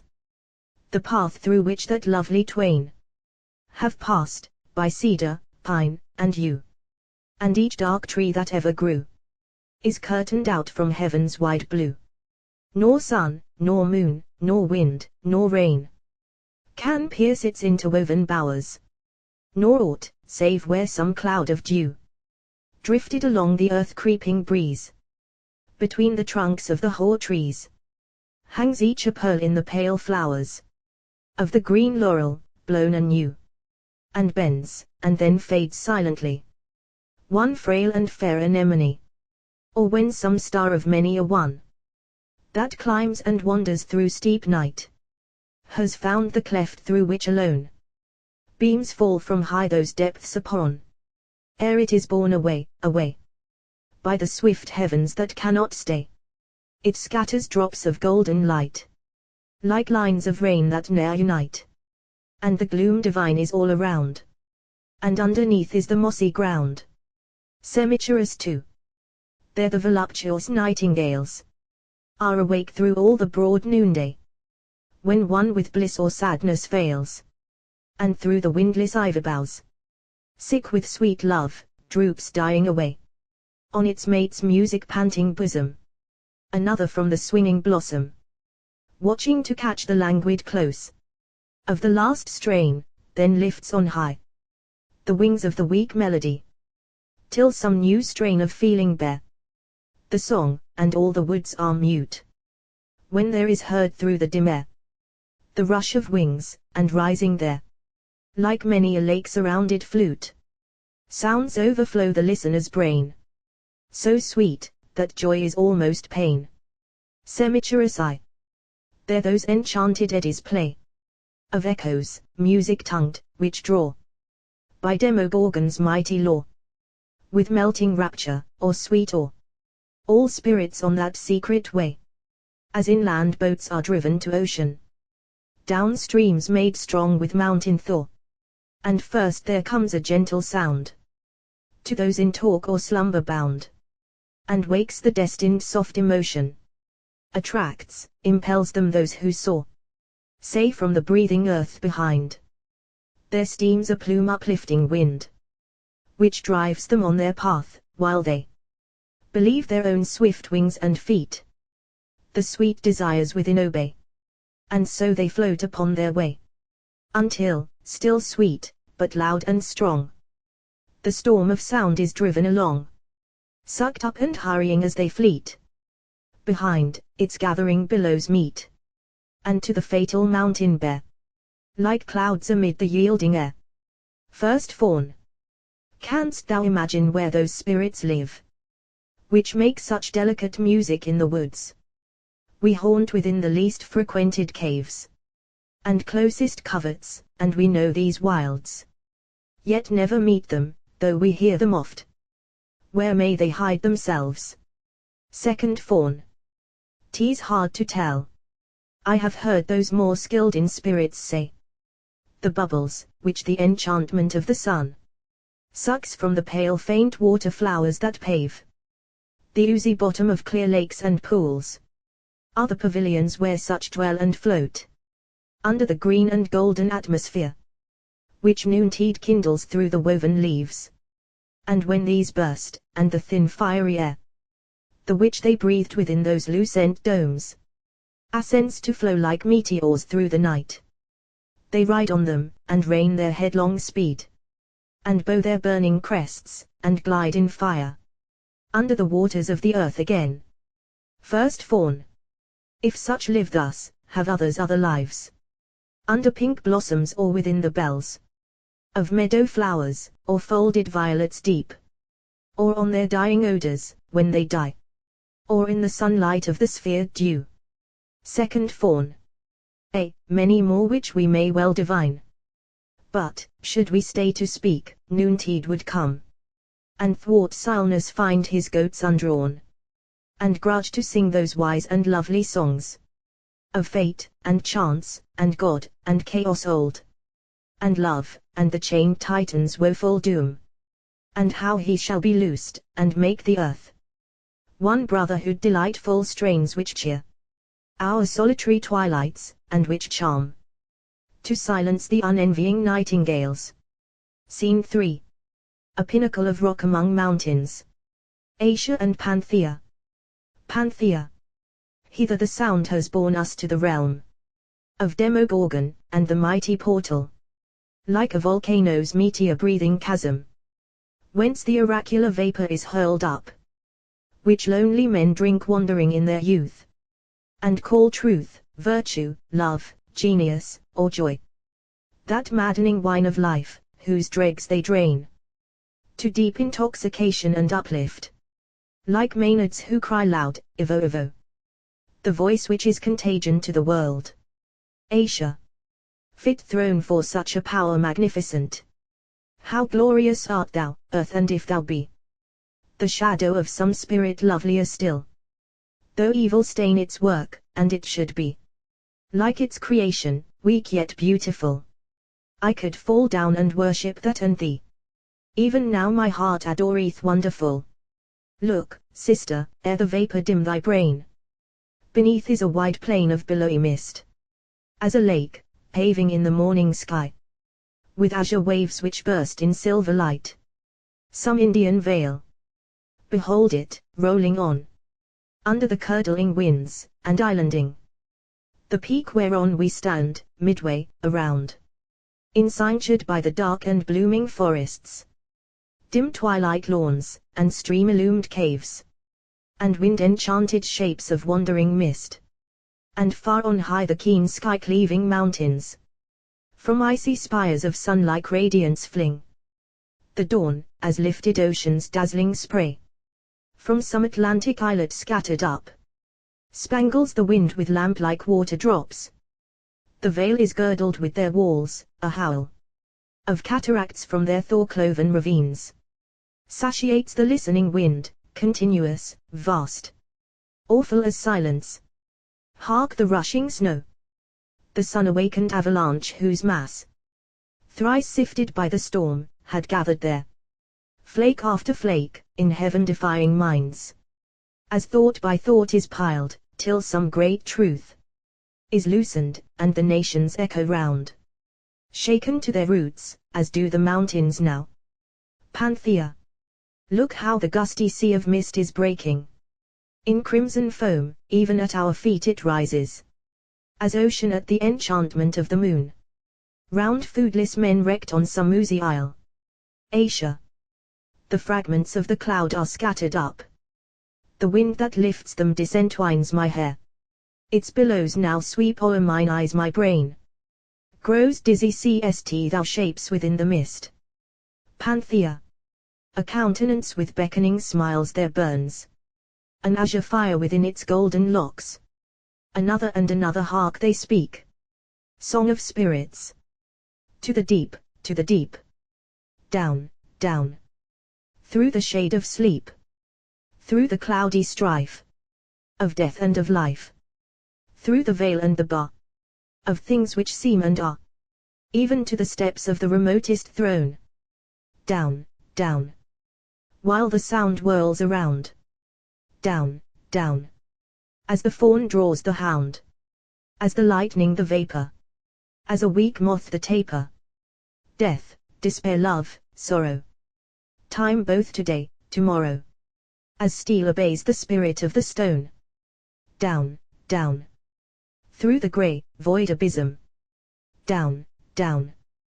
Where the air is no prism. And the moon and stars are not. And the cavern crags wear not the radiance of heaven. Nor the gloom to earth given. Where there is one pervading, one alone.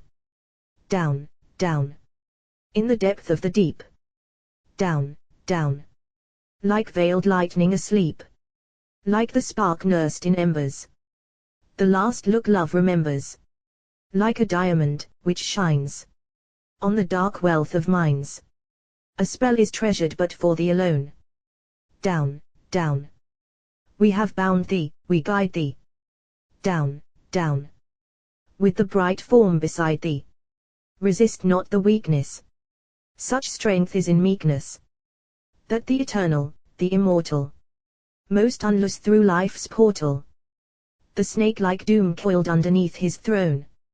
By that alone. Scene 4. The Cave of Demogorgon. Asia and Panthea. Panthea.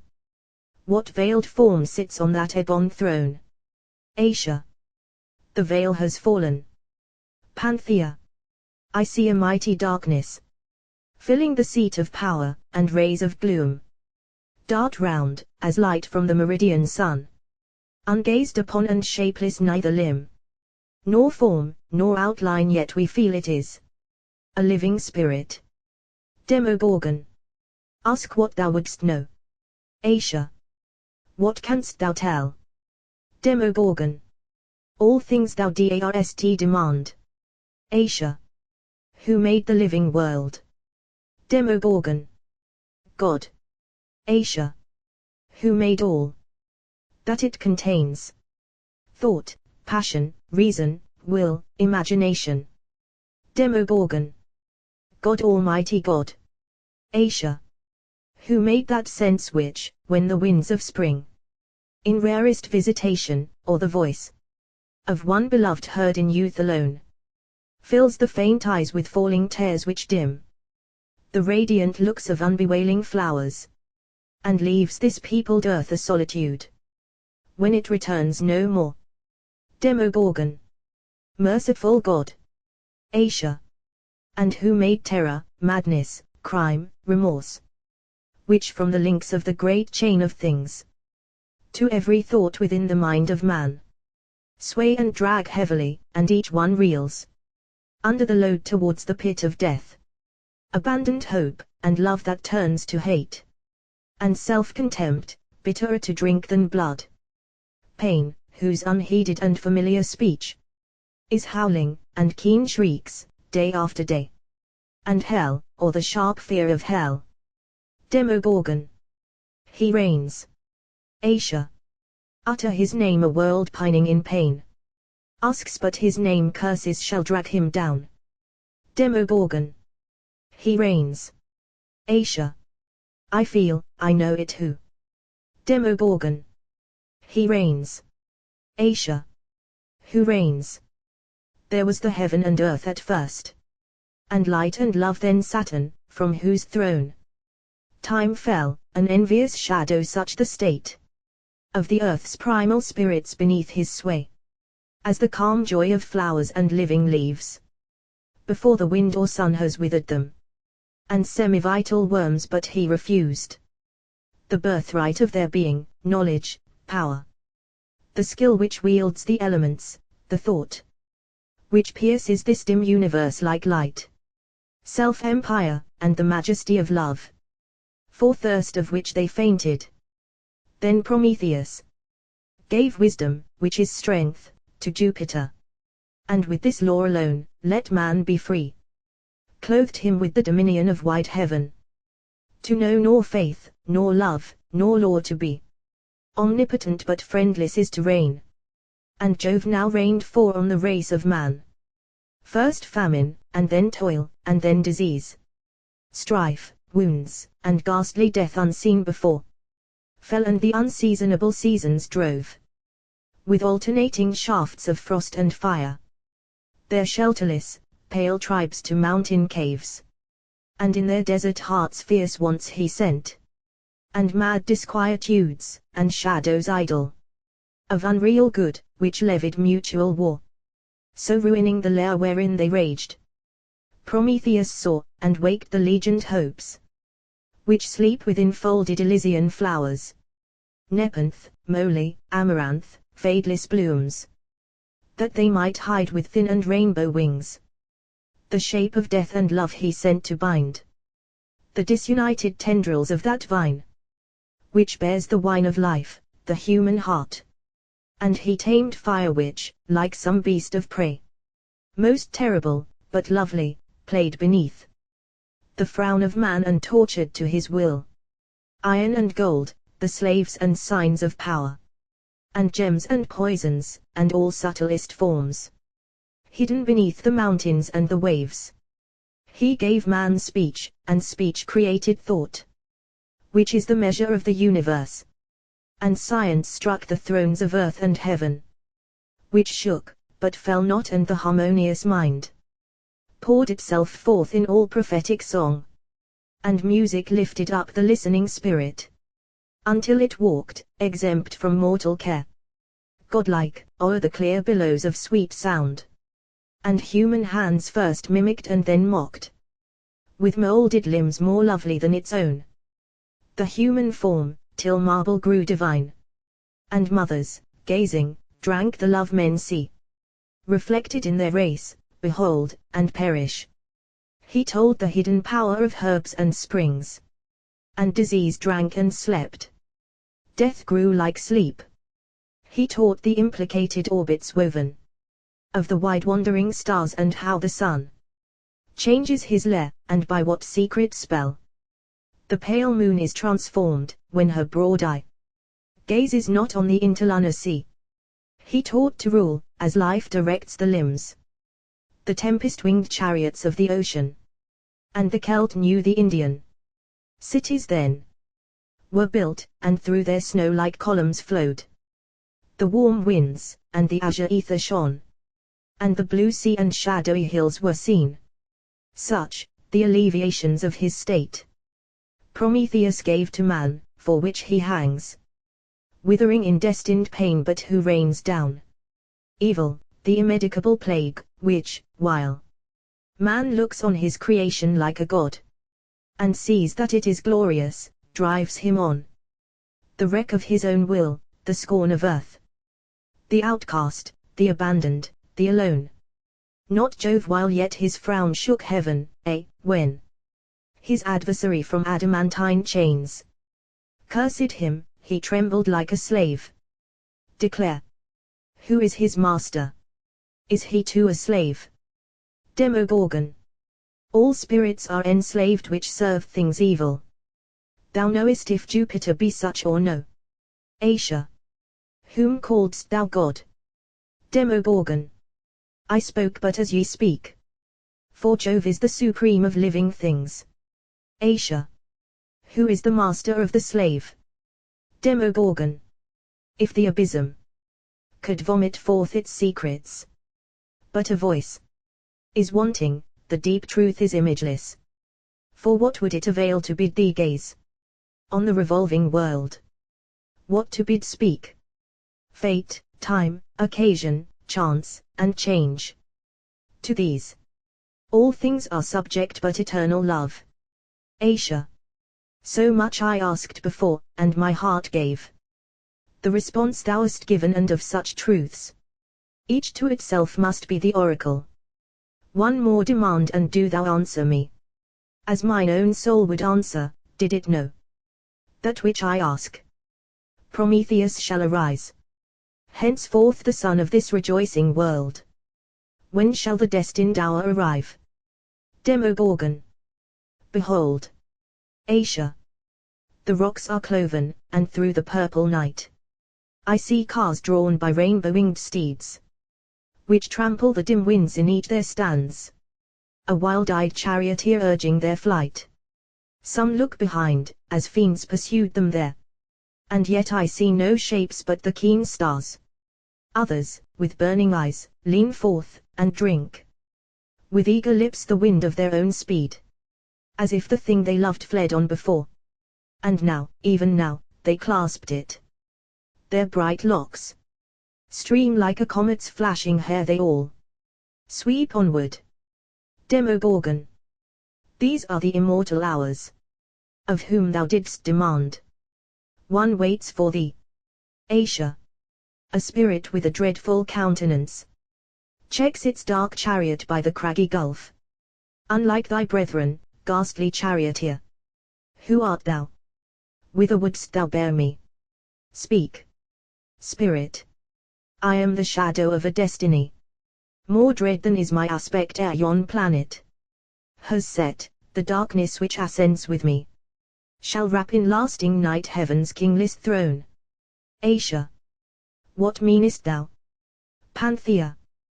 That terrible shadow floats up from its throne, as may the lurid smoke of earthquake-ruined cities o'er the sea.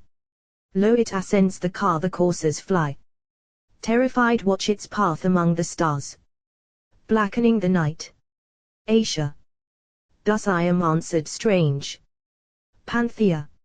See, near the verge, another chariot stays, an ivory shell inlaid with crimson fire, which comes and goes within its sculptured rim. Of delicate strange tracery the young spirit that guides it has the dove-like eyes of hope. How its soft smiles attract the soul as light allures winged insects through the lampless air.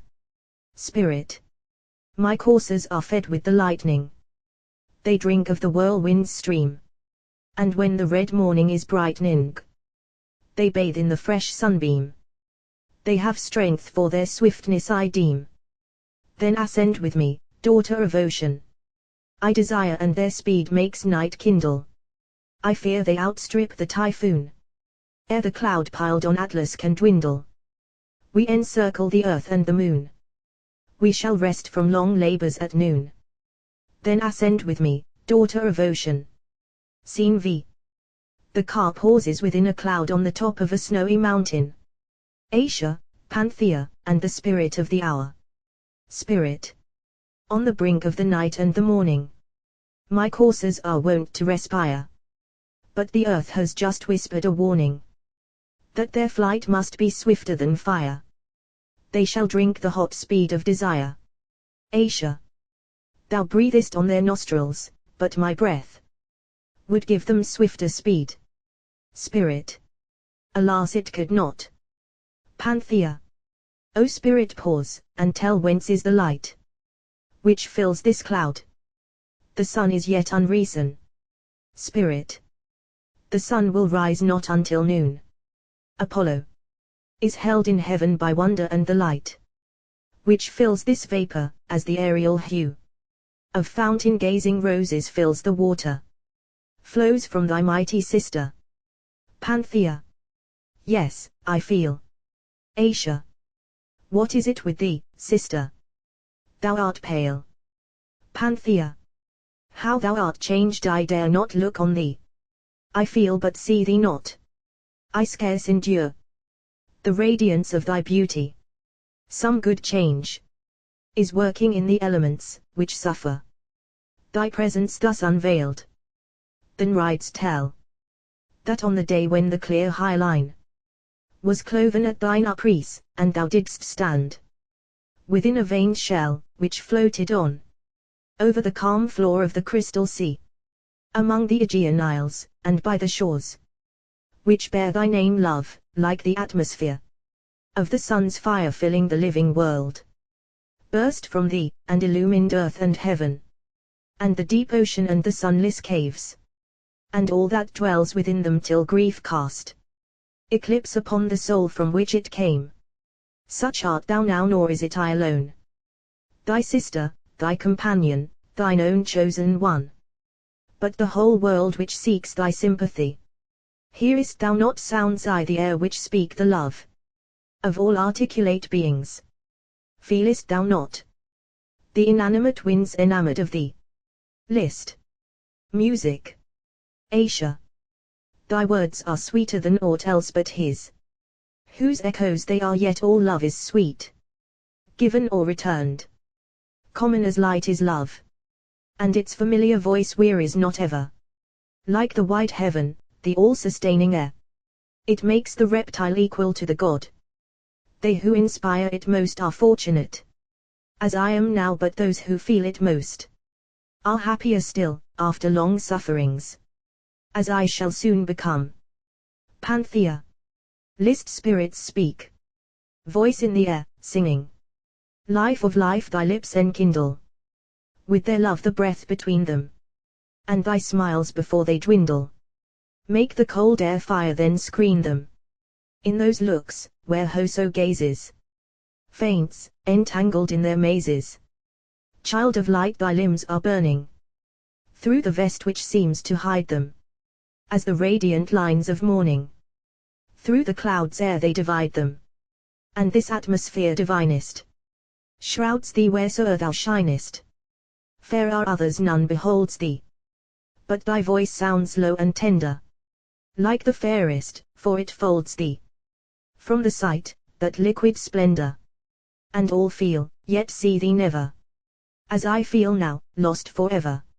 Lamp of earth, where'er thou movest, its dim shapes are clad with brightness, and the souls of whom thou lovest walk upon the winds with lightness, till they fail, as I am failing, dizzy, lost, yet unbewailing.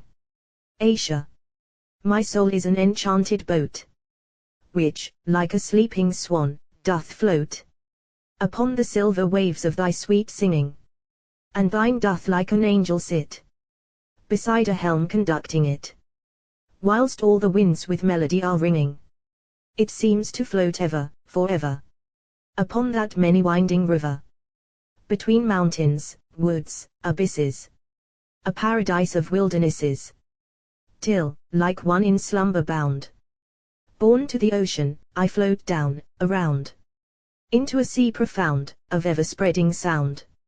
Meanwhile thy spirit lifts its pinions in music's most serene dominions, catching the winds that fan that happy heaven, and we sail on, away, afar, without a course, without a star, but, by the instinct of sweet music driven, till through Elysian garden islets, by thee, most beautiful of pilots, where never mortal pinnace glided, the boat of my desire is guided.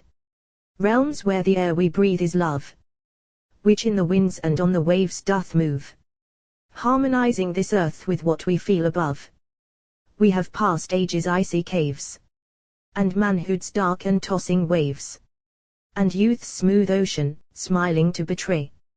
Beyond the glassy gulfs we flee, of shadow-peopled infancy, through death and birth, to a diviner day, a paradise of vaulted bowers, lit by downward-gazing flowers, and watery paths that wind between, wildernesses calm and green, peopled by shapes too bright to see, and rest, having beheld somewhat like thee, which walk upon the sea, and chant melodiously. End of the second act. Act 3. Scene I. Heaven. Jupiter on his throne, Thetis and the other deities assembled. Jupiter, Ye congregated powers of heaven, who share the glory and the strength of him ye serve. Rejoice henceforth I am omnipotent. All else had been subdued to me alone. The soul of man, like unextinguished fire, yet burns towards heaven with fierce reproach, and doubt, and lamentation, and reluctant prayer, hurling up insurrection, which might make our antique empire insecure, though built on eldest faith, and hell's coeval fear. And though my curses through the pendulous air, like snow on her blessed peaks, fall flake by flake, and cling to it though under my wrath's night, it climbs the crags of life, step after step, which wound it, as I swoon's unsandaled feet. It yet remains supreme o'er misery, aspiring, unrepressed, yet soon to fall. Even now have I begotten a strange wonder, that fatal child, the terror of the earth, who waits but till the destined hour arrive, bearing from Demogorgon's vacant throne the dreadful might of ever-living limbs, which clothed that awful spirit unbeheld, to resend, and trample out the spark, pour forth heaven's wine, Idaean Ganymede, and let it fill the daedal cups like fire, and from the flower inwoven soil divine, ye all triumphant harmonies arise, as dew from earth under the twilight stars. Drink be the nectar circling through your veins, the soul of joy, ye ever-living gods, till exultation burst in one wide voice, like music from Elysian winds. And thou, ascend beside me, veiled in the light of the desire which makes thee one with me. Thetis, bright image of eternity, when thou didst cry, insufferable might, God spare me, I sustain not the quick flames, the penetrating presence all my being, like him whom the Numidian seps did thaw into a dew with poison, is dissolved, sinking through its foundations even then. Two mighty spirits, mingling, made a third, mightier than either, which, unbodied now, between us floats, felt, although unbeheld, waiting the incarnation, which ascends. Hear ye the thunder of the fiery wheels, gridding the winds, from Demogorgon's throne. Victory, victory, feelest thou not, O world? The earthquake of his chariot thundering up Olympus. The car of the hour arrives.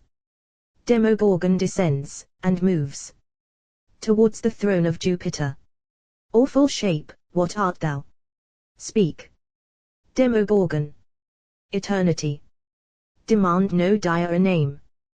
Descend, and follow me down the abyss. I am thy child, as thou wert Saturn's child. Mightier than thee, and we must dwell together henceforth in darkness. Lift thy lightnings not. The tyranny of heaven none may retain, or reassume, or hold, succeeding thee. Yet if thou wilt, as 'tis the destiny of trodden worms to writhe till they are dead, put forth thy might. Jupiter, detested prodigy, even thus beneath the deep Titanian prisons, I trample thee, thou lingerest. Mercy, mercy. No pity, no release, no respite, oh, that thou wouldst make mine enemy my judge, even where he hangs, seared by my long revenge. On Caucasus he would not doom me thus. Gentle, and just, and dreadless, is he not? The monarch of the world. What then art thou? No refuge, no appeal. Sink with me then. We two will sink on the wide waves of ruin, even as a vulture and a snake outspent drop, twisted in inextricable fight, into a shoreless sea. Let hell unlock its mount oceans of tempestuous fire, and whelm on them into the bottomless void. This desolate world, and thee, and me, the conqueror and the conquered, and the wreck of that for which they combated. Ari, Ari. The elements obey me not. I sink dizzily down, ever, forever, down. And, like a cloud, mine enemy above darkens my fall with victory. Ari, Ari. Scene 2. The mouth of a great river in the island Atlantis. Ocean is discovered reclining near the shore. Apollo stands beside him. Ocean. He fell, thou sayest, beneath his conqueror's frown. Apollo. When the strife was ended which made dim the orb I rule, and shook the solid stars. The terrors of his eye illumined heaven with sanguine light, through the thick ragged skirts of the victorious darkness, as he fell, like the last glare of day's red agony, which, from a rent among the fiery clouds, burns far along the tempest-wrinkled deep. Ocean. He sunk to the abyss, to the dark void. Apollo. An eagle so caught in some bursting cloud, on Caucasus, his thunder-baffled wings entangled in the whirlwind, and his eyes, which gazed on the undazzling sun, now blinded by the white lightning, while the ponderous hail beats on his struggling form, which sinks at length prone, and the aerial ice clings over it. Ocean. Henceforth the fields of heaven reflecting sea, which are my realm, will heave, unstained with blood, beneath the uplifting winds, like plains of corn.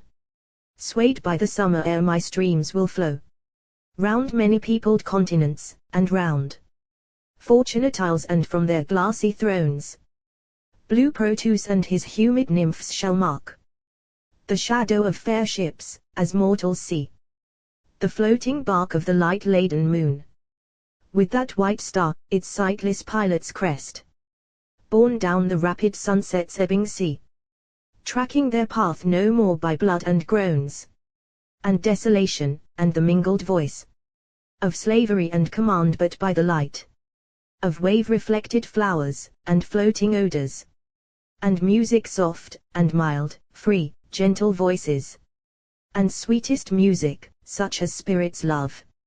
Apollo. And I shall gaze not on the deeds which make my mind obscure with sorrow, as eclipse darkens the sphere I guide, but list, I hear the small, clear, silver lute of the young spirit that sits I the morning star. Ocean. Thou must away. Thy steeds will pause at even, till when farewell. The loud deep calls me home even now to feed it with azure calm out of the emerald urns, which stand forever full beside my throne. Behold then rides under the green sea, their wavering limbs borne on the wind like stream, their white arms lifted o'er their streaming hair, with garlands pied and starry sea-flower crowns, hastening to grace their mighty sister's joy. A sound of waves is heard. It is the unpastured sea hungering for calm. Peace, monster, I come now. Farewell. Apollo. Farewell. Scene 3. Caucasus. Prometheus, Hercules, Ione, the earth, spirits, Asia, and Panthea, born in the car with the spirit of the hour. Hercules unbinds Prometheus, who descends. Hercules. Most glorious among spirits, thus doth strength to wisdom, courage, and long-suffering love. And thee, who art the form they animate, minister like a slave. Prometheus. Thy gentle words are sweeter even than freedom long desired, and long delayed. Asia, thou light of life, shadow of beauty unbeheld, and ye, fair sister nymphs, who made long years of pain sweet to remember, through your love and care. Henceforth we will not part. There is a cave, all overgrown with trailing odorous plants, which curtain out the day with leaves and flowers, and paved with veined emerald, and a fountain leaps in the midst with an awakening sound. From its curved roof the mountains' frozen tears, like snow, or silver, or long diamond spires, hang downward, raining forth a doubtful light. And there is heard the ever-moving air, whispering without from tree to tree, and birds, and bees, and all around are mossy seats, and the rough walls are clothed with long soft grass. A simple dwelling, which shall be our own, where we will sit and talk of time and change, as the world ebbs and flows, ourselves unchanged. What can hide man from mutability? And if ye sigh, then I will smile and thou, Ione, shalt chant fragments of sea music. Until I weep, when ye shall smile away the tears she brought, which yet were sweet to shed. We will entangle buds and flowers and beams, which twinkle on the fountain's brim, and make strange combinations out of common things, like human babes in their brief innocence. And we will search, with looks and words of love, for hidden thoughts, each lovelier than the last. Our unexhausted spirits and like lutes, touched by the skill of the enamored wind, weave harmonies divine, yet ever new, from difference sweet where discord cannot be. And hither come, sped on the charmed winds, which meet from all the points of heaven, as bees from every flower aerial inner feeds, at their known island homes in Imera. The echoes of the human world, which tell of the low voice of love, almost unheard, and dove-eyed pity's murmured pain, and music itself the echo of the heart, and all that tempers or improves man's life, now free, and lovely apparitions, dim at first, then radiant, as the mind, arising bright from the embrace of beauty, whence the forms of which these are the phantoms casts on them the gathered rays which are reality, shall visit us, the progeny immortal of painting, sculpture, and rapt poesy, and arts, though unimagined, yet to be the wandering voices and the shadows these of all that man becomes, the mediators of that best worship love, by him and us given and returned swift shapes and sounds, which grow more fair and soft as man grows wise and kind, and, veil by veil, evil and error fall. Such virtue has the cave and place around, turning to the spirit of the hour.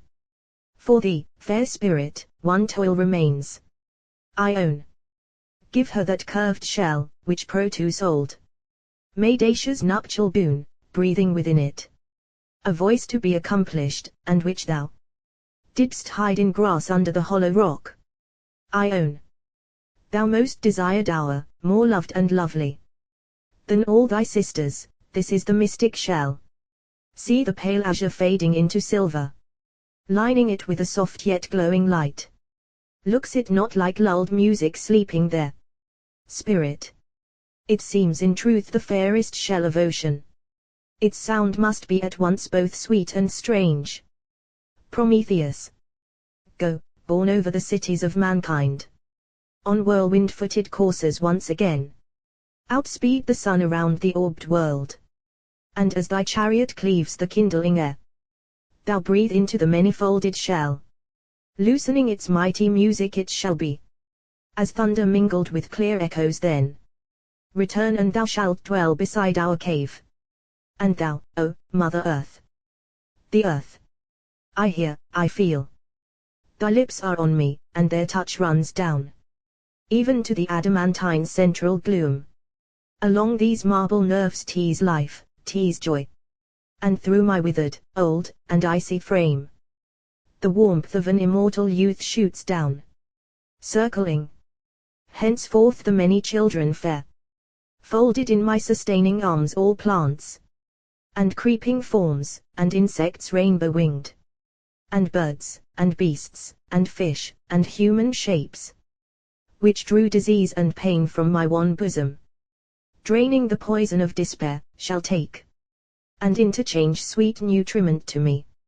Shall they become like sister antelopes, by one fair dam, snow-white and swift as wind, nursed among lilies near a brimming stream. The dew mists of my sunless sleep shall float under the stars like balm night-folded flowers, shall suck unwithering hues in their repose, and men and beasts in happy dreams shall gather strength for the coming day, and all its joy. And death shall be the last embrace of her who takes the life she gave, even as a mother, folding her child, says, leave me not again. Asia, O, mother, wherefore speak the name of death? Cease they to love, and move, and breathe, and speak? Who die? The earth. It would avail not to reply. Thou art immortal, and this tongue is known. But to the uncommunicating dead, death is the veil which those who live call life. They sleep, and it is lifted, and meanwhile, in mild variety the seasons mild, with rainbow-skirted showers, and odorous winds, and long blue meteors cleansing the dull night, and the life-kindling shafts of the keen suns, all-piercing bow, and the dew-mingled rain of the calm moonbeams, a soft influence mild, shall clothe the forests and the fields, even the crag-built deserts of the barren deep, with ever-living leaves, and fruits, and flowers. And thou, there is a cavern where my spirit was panted forth in anguish, whilst thy pain made my heart mad, and those who did inhale it became mad too, and built a temple there, and spoke, and were oracular, and lured the erring nations round to mutual war, and faithless faith, such as Jove kept with thee, which breath now rises, as amongst tall weeds, a violet's exhalation, and it fills with a serener light and crimson air, intense, yet soft, the rocks and woods around. It feeds the quick growth of the serpent vine, and the dark linked ivy tangling wild, and budding, blown, or odor-faded blooms, which star the winds with points of colored light, as they rain through them, and bright golden globes of fruit, suspended in their own green heaven, and through their veined leaves and amber stems, the flowers whose purple and translucid bowls stand ever mantling with aerial dew, the drink of spirits, and it circles round, like the soft waving wings of noonday dreams, inspiring calm and happy thoughts, like mine. Now thou art thus restored. This cave is thine. Arise, appear. A spirit rises in the likeness of a winged child.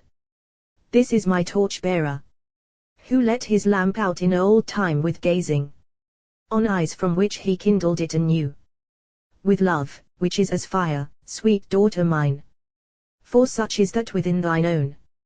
Run, wayward, and guide this company beyond the peak of Bacchic Nysa, Maenad-haunted mountain, and beyond Indus and its tribute rivers, trampling the torrent streams and glassy lakes, with feet unwet, unwearied, undelaying, and up the green ravine, across the vale, beside the windless and crystalline pool, wherever lies, on unraising waves, the image of a temple, built above, distinct with column, arch, and architrave, and palm-like capital, and overwrought, and populous with most living imagery, praxiteline shapes, whose marble smiles fill the hushed air with everlasting love.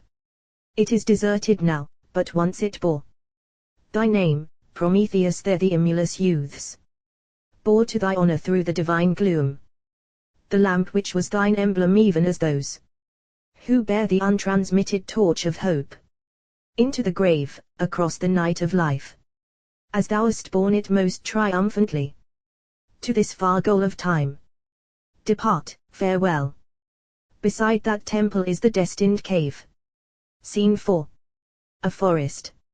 In the background a cave. Prometheus, Asia, Panthea, Ione, and the spirit of the earth. Ione. Sister, it is not earthly how it glides under the leaves, how on its head there burns a light, like a green star, whose emerald beams are twined with its fair hair, how, as it moves, the splendor drops in flakes upon the grass. Knowest thou it? Panthea. It is the delicate spirit that guides the earth through heaven.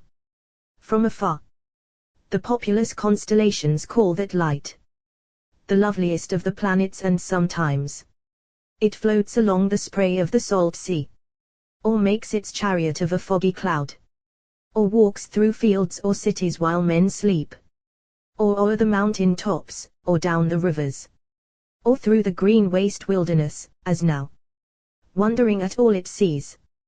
Before Jove reigned, it loved our sister Asia, and it came each leisure hour to drink the liquid light out of her eyes, for which it said it thirsted, as one bit by a dipsas, and with her It made its childish confidence, and told her all it had known or seen, for it saw much. Yet idly reasoned what it saw and called her. For whence it sprung it knew not, nor do I. Mother, dear mother. The spirit of the earth running to Asia. Mother, dearest mother. May I then talk with thee as I was wont? May I then hide my eyes in thy soft arms? After thy looks have made them tired of joy. May I then play beside thee the long noons? When work is none in the bright silent air. Asia. I love thee, gentlest being, and henceforth can cherish thee unenvied. Speak, I pray. Thy simple talk once solaced, now delights. Spirit of the earth. Mother, I am grown wiser, though a child. Cannot be wise like thee, within this day. And happier too, happier and wiser both. Thou knowest that toads, and snakes, and loathly worms, and venomous and malicious beasts, and bows, that bore ill berries in the woods, were ever an hindrance to my walks o'er the green world. And that, among the haunts of humankind, hard-featured men, or with proud, angry looks, or cold, staid gait, or false and hollow smiles, or the dull sneer of self-loved ignorance, or other such foul masks, with which ill thoughts hide that fair being whom we spirits call man. And women too, ugliest of all things evil, though fair, even in a world where thou art fair. When good and kind, free and sincere like thee, when false or frowning made me sick at heart, to pass them, though they slept, and I unseen. Well, my path lately lay through a great city, into the woody hills surrounding it. A sentinel was sleeping at the gate, when there was heard a sound, so loud, it shook the towers amid the moonlight, yet more sweet than any voice but thine, sweetest of all. A long, long sound, as it would never end. And all the inhabitants leaped suddenly out of their rest, and gathered in the streets, looking in wonder up to heaven, while yet the music pealed along. I hid myself within a fountain in the public square, where I lay like the reflex of the moon, seen in a wave under green leaves, and soon those ugly human shapes and visages, of which I spoke as having wrought me pain, passed floating through the air, and fading still into the winds that scattered them, and those from whom they passed seemed mild and lovely forms, after some foul disguise had fallen, and all were somewhat changed, and after brief surprise and greetings of delighted wonder, all went to their sleep again. And when the dawn came, wouldst thou think that toads, and snakes, and efts could e'er be beautiful? Yet so they were, and that with little change of shape or hue.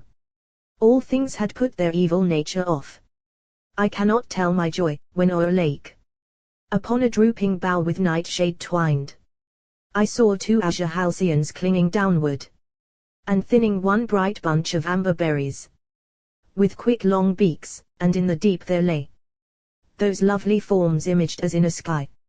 So, with my thoughts full of these happy changes, we meet again, the happiest change of all, Asia. And never will we part, till thy chaste sister, who guides the frozen and inconstant moon, will look on thy more warm and equal light, till her heart thaw like flakes of April snow, and love thee, spirit of the earth.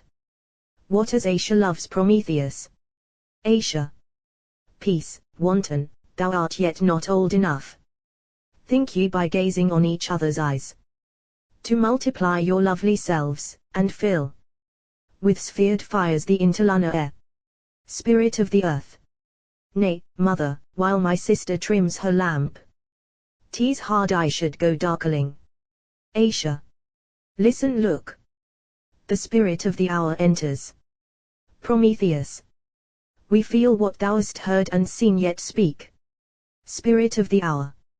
Soon as the sound had ceased whose thunder filled the abysses of the sky and the wide earth, there was a change. The impalpable thin air and the all-circling sunlight were transformed as if the sense of love dissolved in them, had folded itself round the sphered world. My vision then grew clear, and I could see into the mysteries of the universe. Dizzy as with delight I floated down, winnowing the lightsome air with languid plumes.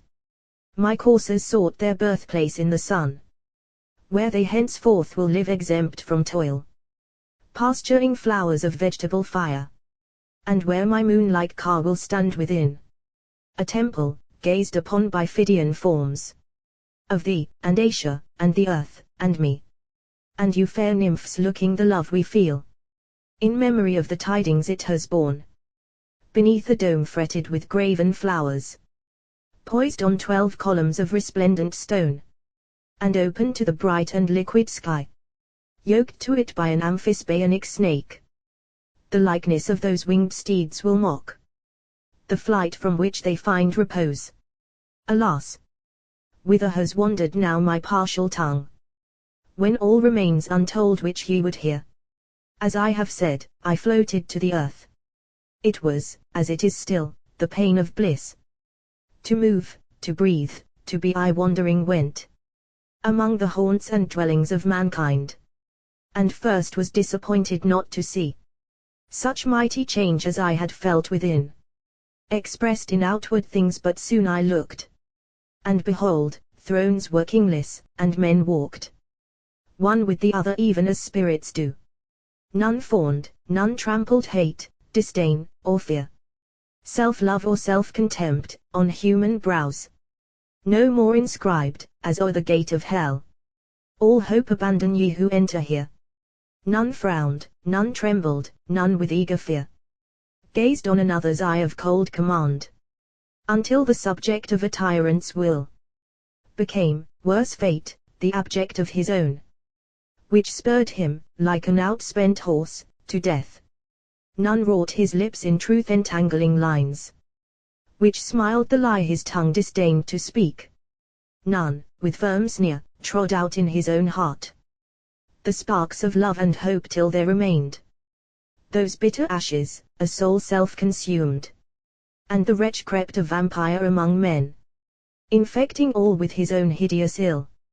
None talked that common, false, cold, hollow talk, which makes the heart deny the yes it breathes, yet question that unmeant hypocrisy, with such a self-mistrust as has no name. And women, too, frank, beautiful, and kind, as the free heaven which rains fresh light and dew on the wide earth, past gentle radiant forms, from custom's evil taint exempt and pure, speaking the wisdom once they could not think, looking emotions once they feared to feel, and changed to all which once they dared not be, yet being now, made earth like heaven, nor pride, nor jealousy, nor envy, nor ill shame, the bitterest of those drops of treasured gall, spoiled the sweet taste of the nepenthe, love.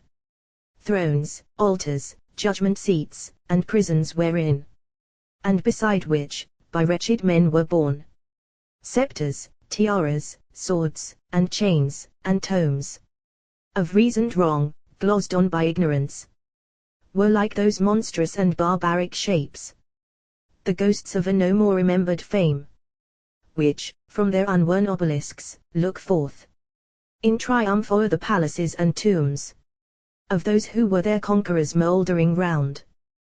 These imaged to the pride of kings and priests a dark yet mighty faith, a power as wide as is the world it wasted, and are now but an astonishment. Even so the tools and emblems of its last captivity, amid the dwellings of the peopled earth, stand, not o'erthrown, but unregarded now.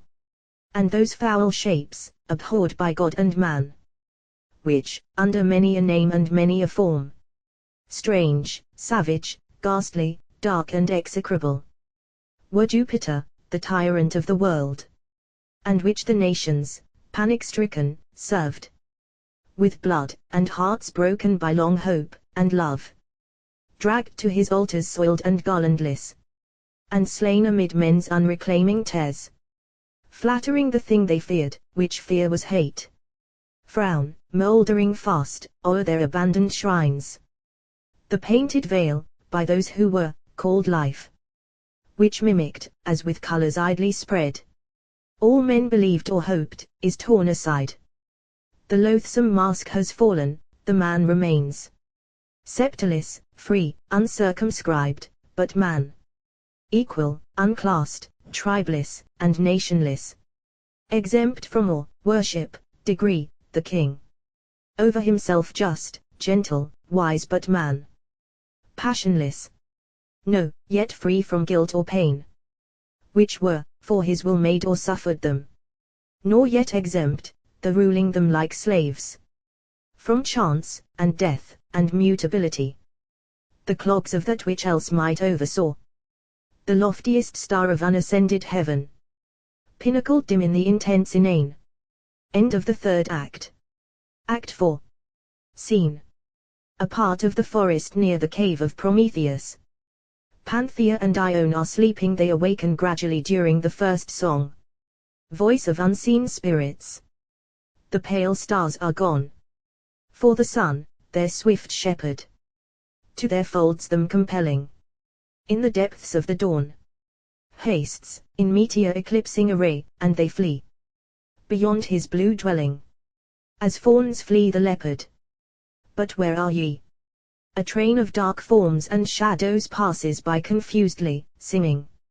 Here, oh, here, we bear the bier of the father of many a cancelled year. Spectres we of the dead hours be. We bear time to his tomb in eternity. Strew, oh, strew, hair, not you. Wet the dusty pall with tears, not dew.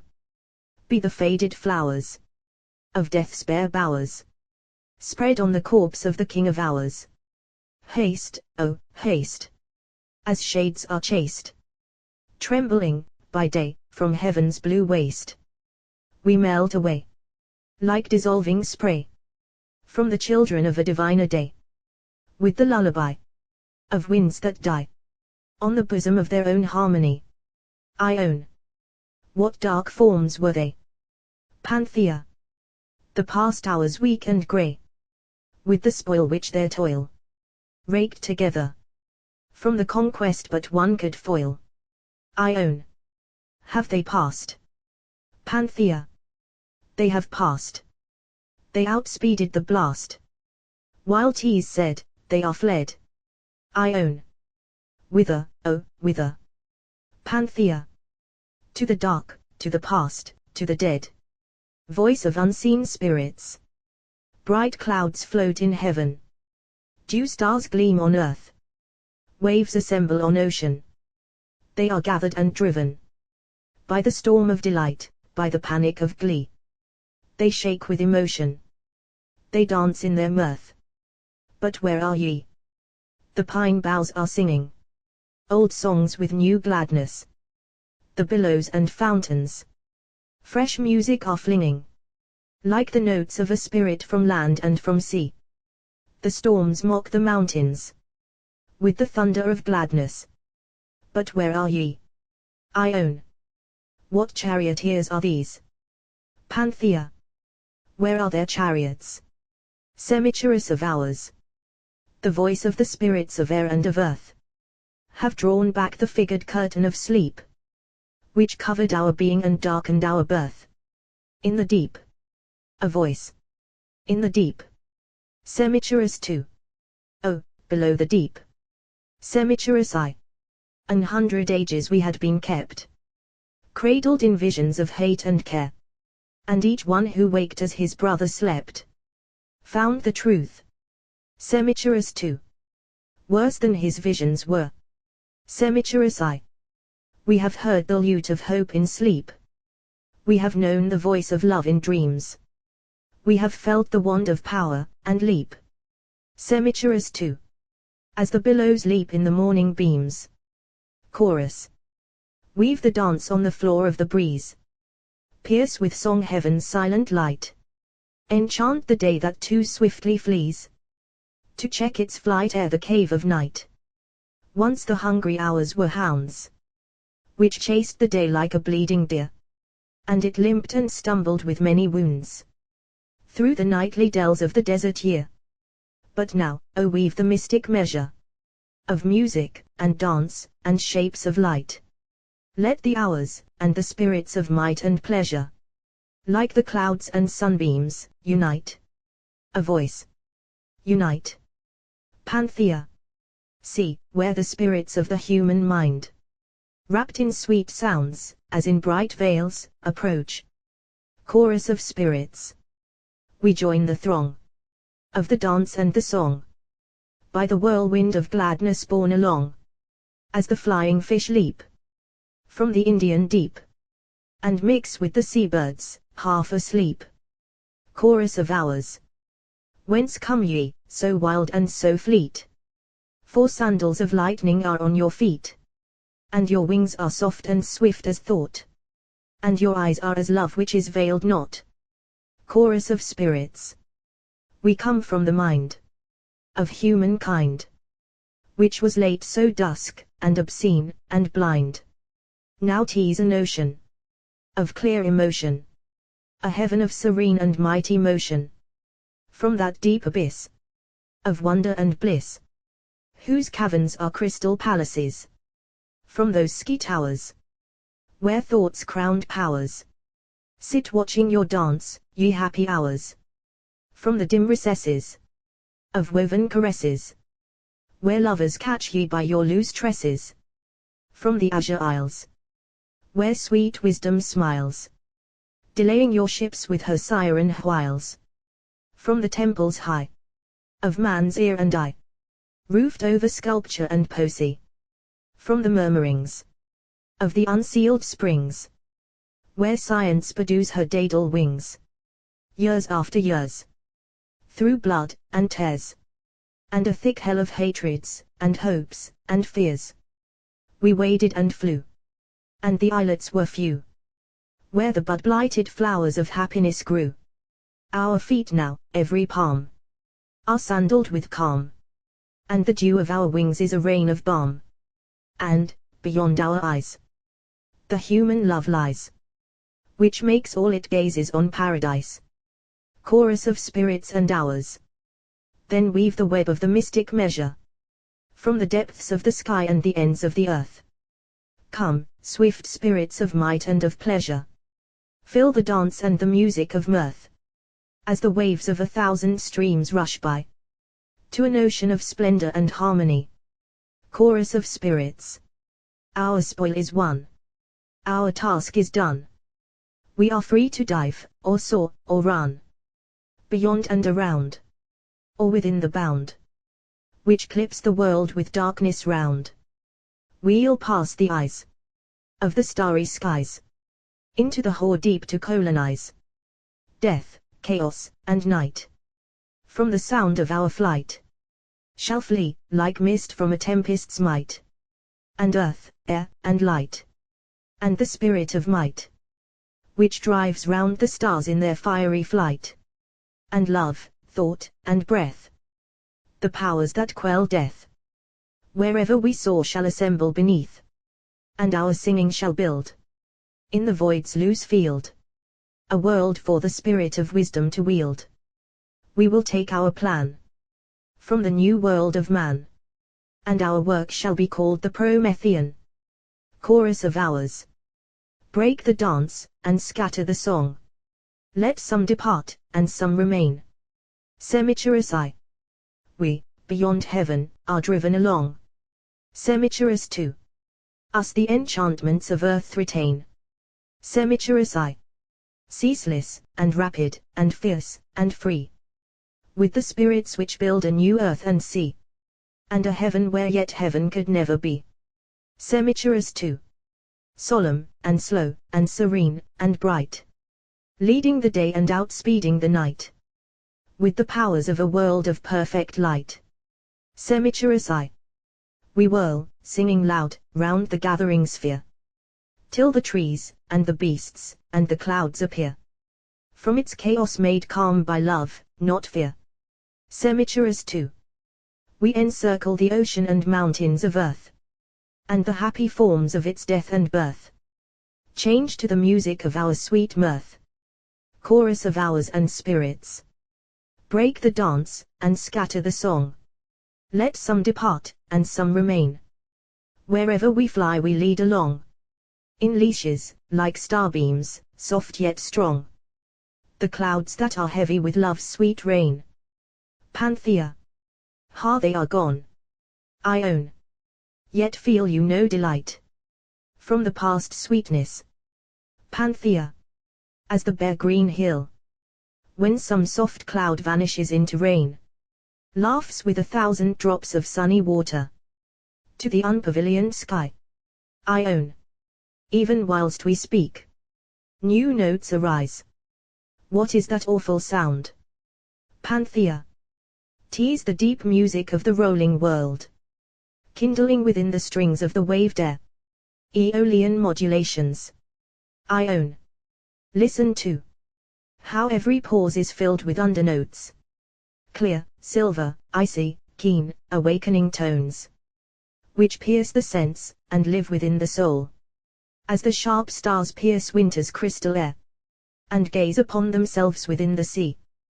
Panthea. But see where through 2 openings in the forest, which hanging branches over canopy, and where 2 runnels of a rivulet, between the close moss violet inwoven, have made their path of melody, like sisters, who part with sighs that they may meet in smiles, turning their dear disunion to an isle of lovely grief, a wood of sweet sad thoughts. 2 visions of strange radiance float upon the ocean like enchantment of strong sound, which flows intenser, keener, deeper yet, under the ground and through the windless air. I own. I see a chariot like that thinnest boat, in which the mother of the months is borne, by ebbing light into her western cave, when she upsprings from interlunar dreams, o'er which is curved an orb-like canopy of gentle darkness, and the hills and woods, distinctly seen through that dusk airy veil, regard like shapes in an enchanter's glass. Its wheels are solid clouds, azure and gold, such as the genii of the thunderstorm pile on the floor of the illumined sea. When the sun rushes under it they roll, and move and grow as with an inward wind. Within it sits a winged infant, white. Its countenance, like the whiteness of bright snow. Its plumes are as feathers of sunny frost. Its limbs gleam white, through the wind-flowing folds of its white robe, woof of ethereal pearl. Its hair is white, the brightness of white light, scattered in strings, yet its 2 eyes are heavens of liquid darkness, which the deity within seems pouring, as a storm is poured from jagged clouds, out of their arrowy lashes, tempering the cold and radiant air around with fire that is not brightness in its hand. It sways a quivering moonbeam, from whose point a guiding power directs the chariot's prow over its wheeled clouds, which as they roll over the grass, and flowers, and waves, wake sounds sweet as a singing rain of silver dew. Panthea. And from the other opening in the wood rushes, with loud and whirlwind harmony, a sphere, which is as many thousand spheres, solid as crystal, yet through all its mass flow, as through empty space, music and light. 10,000 orbs involving and involved, purple and azure, white, and green, and golden, sphere within sphere and every space between, peopled with unimaginable shapes, such as ghosts' dream dwell in the lampless deep, yet each intertranspicuous, and they whirl over each other with 1,000 motions, upon 1,000 sightless axles spinning, and with the force of self-destroying swiftness, intensely, slowly, solemnly roll on, kindling with mingled sounds, and many tones, intelligible words and music wild. With mighty whirl the multitudinous orb grinds the bright brook into an azure mist of elemental subtlety, like light, and the wild odor of the forest flowers, the music of the living grass and air, the emerald light of leaf-entangled beams, round its intense yet self-conflicting speed, seem kneaded into one aerial mass, which drowns the sense within the orb itself. pillowed upon its alabaster arms, like to a child o'er-wearied with sweet toil, on its own folded wings, and wavy hair, the spirit of the earth is laid asleep, and you can see its little lips are moving, amid the changing light of their own smiles, like one who talks of what he loves in dream. I own 'tis only mocking the orb's harmony. Panthea.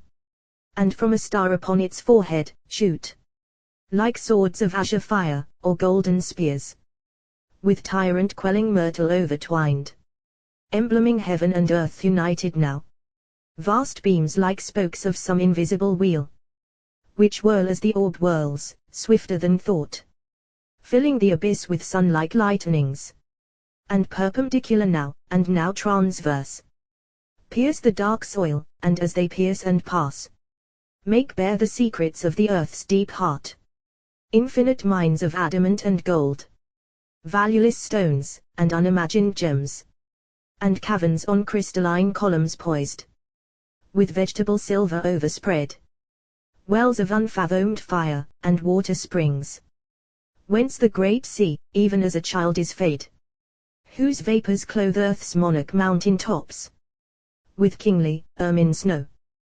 The beams flash on, and make appear the melancholy ruins of cancelled cycles, anchors, beaks of ships, planks turned to marble quivers, helms, and spears, and gorgon-headed targes, and the wheels of scythed chariots, and the emblazonry of trophies, standards, and armorial beasts, round which death laughed, sepulchred emblems of dead destruction, ruin within ruin, the wrecks beside of many a city vast, whose population which the earth grew over was mortal, but not human. See, they lie, their monstrous works, and uncouth skeletons, their statues, homes and fanes, prodigious shapes, huddled in grey annihilation, split, jammed in the hard, black deep, and over these, the anatomies of unknown winged things, and fishes which were isles of living scale,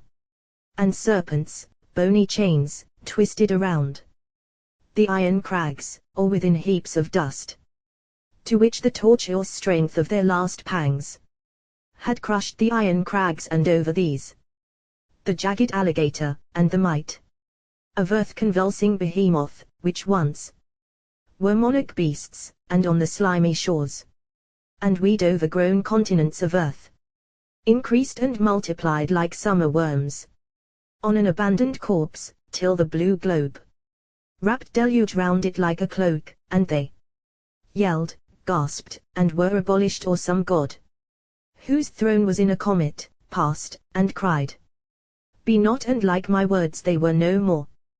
The earth, the joy, the triumph, the delight, the madness, the boundless, overflowing, bursting gladness, the vaporous exultation not to be confined.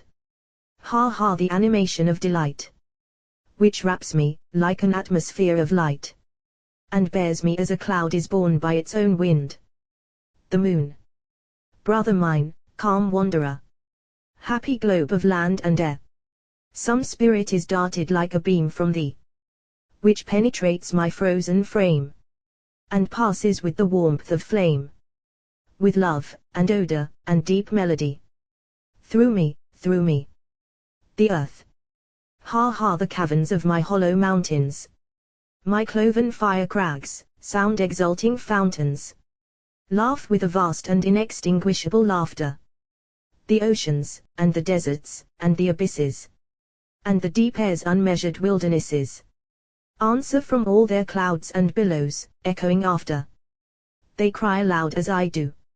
Sceptred curse, who all our green and azure universe threatenedst to muffle round with black destruction, sending a solid cloud to rain hot thunderstones, and splinter and knead down my children's bones.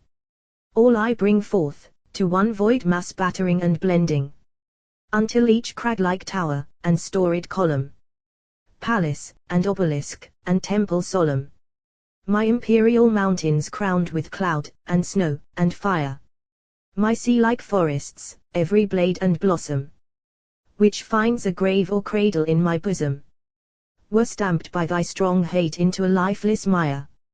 How art thou sunk, withdrawn, covered, drunk up by thirsty nothing, as the brackish cup, drained by a desert troop, a little drop for all, and from beneath, around, within, above, filling thy void annihilation, love, burst in like light on caves cloven by the thunderball. The moon, the snow upon my lifeless mountains, is loosened into living fountains. My solid oceans flow, and sing, and shine.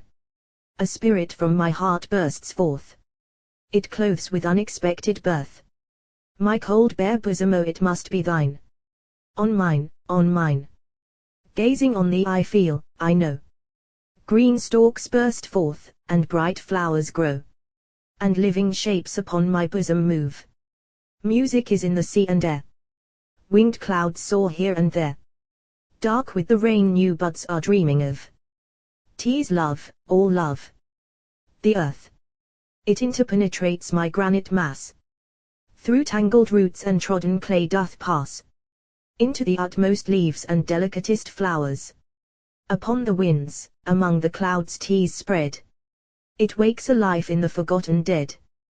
They breathe a spirit up from their obscurest bowers, and like a storm bursting its cloudy prison, with thunder, and with whirlwind, has arisen. Out of the lampless caves of unimagined being, with earthquake shock and swiftness making shiver, thoughts stagnant chaos, unremoved forever, till hate, and fear, and pain, light vanquished shadows, fleeing, leave man, who was a many-sided mirror, which could distort to many a shape of error. This true fair world of things, a sea reflecting love, which over all his kind, as the sun's heaven, gliding o'er ocean, smooth, serene, and even, darting from starry depths radiance and life, doth move. Leave man, even as a leprous child is left, who follows a sick beast to some warm cleft of rocks, through which the might of healing springs is poured. Then when it wanders home with rosy smile, unconscious, and its mother fears a while, it is a spirit, then, weeps on her child restored. Man, oh, not men, a chain of linked thought, of love and might to be divided not, compelling the elements with adamantine stress, as the sun rules, even with a tyrant's gaze, the unquiet republic of the maze of planets, struggling fierce towards heaven's free wilderness. Man, one harmonious soul of many a soul, whose nature is its own divine control, where all things flow to all, as rivers to the sea. Familiar acts are beautiful through love, labor, and pain, and grief, in life's green grove. Sport like tame beasts, none knew how gentle they could be.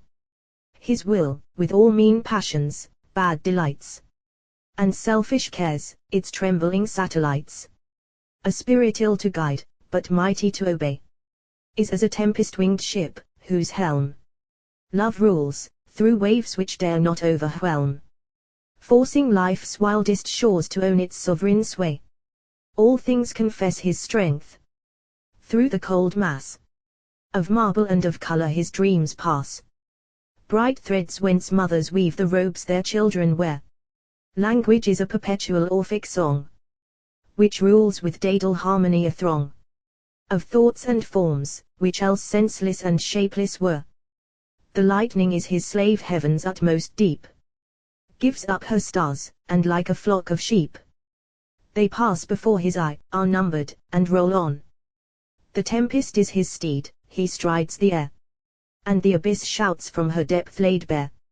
Heaven, hast thou secrets? Man unveils me, I have none. The moon, the shadow of white death has passed from my path in heaven at last, a clinging shroud of solid frost and sleep, and through my newly woven bowers wander happy paramours, less mighty, but as mild as those who keep thy veils more deep.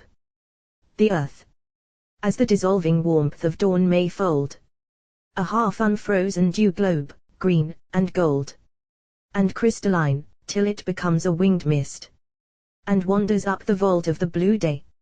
Outlives the moon, and on the sun's last ray hangs o'er the sea, a fleece of fire and amethyst. The moon. Thou art folded, thou art lying in the light which is undying of thine own joy, and heaven's smile divine.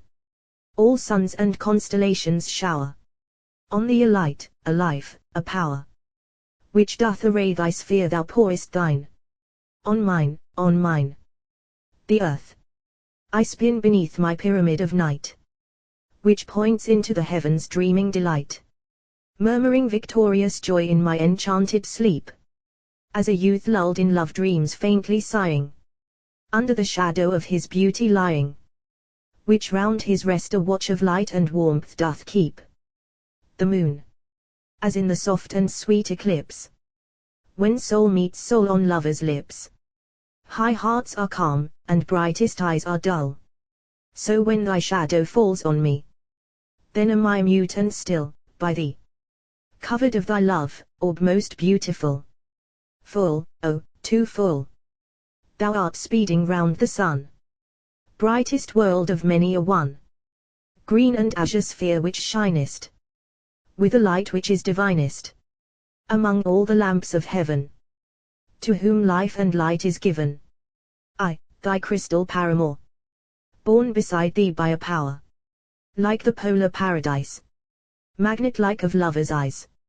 I, a most enamoured maiden, whose weak brain is overladen with the pleasure of her love, maniac-like around thee move, gazing, an insatiate bride, on thy form from every side, like a Maenad, round the cup which Agave lifted up in the weird Cadmeian forest. Brother, wheresoe'er thou sawest, I must hurry, whirl and follow through the heavens wide and hollow, sheltered by the warm embrace of thy soul from hungry space, drinking from thy sense and sight beauty, majesty, and might, as a lover or a chameleon grows like what it looks upon, as a violet's gentle eye gazes on the azure sky, until its hue grows like what it beholds, as a grey and watery mist glows like solid amethyst athwart the western mountain it enfolds, when the sunset sleeps upon its snow. The earth and the weekday weeps that it should be so. O, gentle moon, the voice of thy delight falls on me like thy clear and tender light, soothing the seaman, born the summer night, through isles forever calm. O, gentle moon, thy crystal accents pierce the caverns of my pride's deep universe, charming the tiger joy, whose tramplings fierce made wounds which need thy balm. Panthea, I rise as from a bath of sparkling water, a bath of azure light, among dark rocks, out of the stream of sound. Ione, ah me sweet sister, the stream of sound has ebbed away from us, and you pretend to rise out of its wave, because your words fall like the clear, soft dew, shaken from a bathing wood nympha's limbs and hair. Panthea, peace, peace, a mighty power, which is as darkness, is rising out of earth, and from the sky, is showered like night, and from within the air bursts, like eclipse which had been gathered up into the pores of sunlight, the bright visions, wherein the singing spirits rode and shone, gleam like pale meteors through a watery night. Ione, there is a sense of words upon mine ear.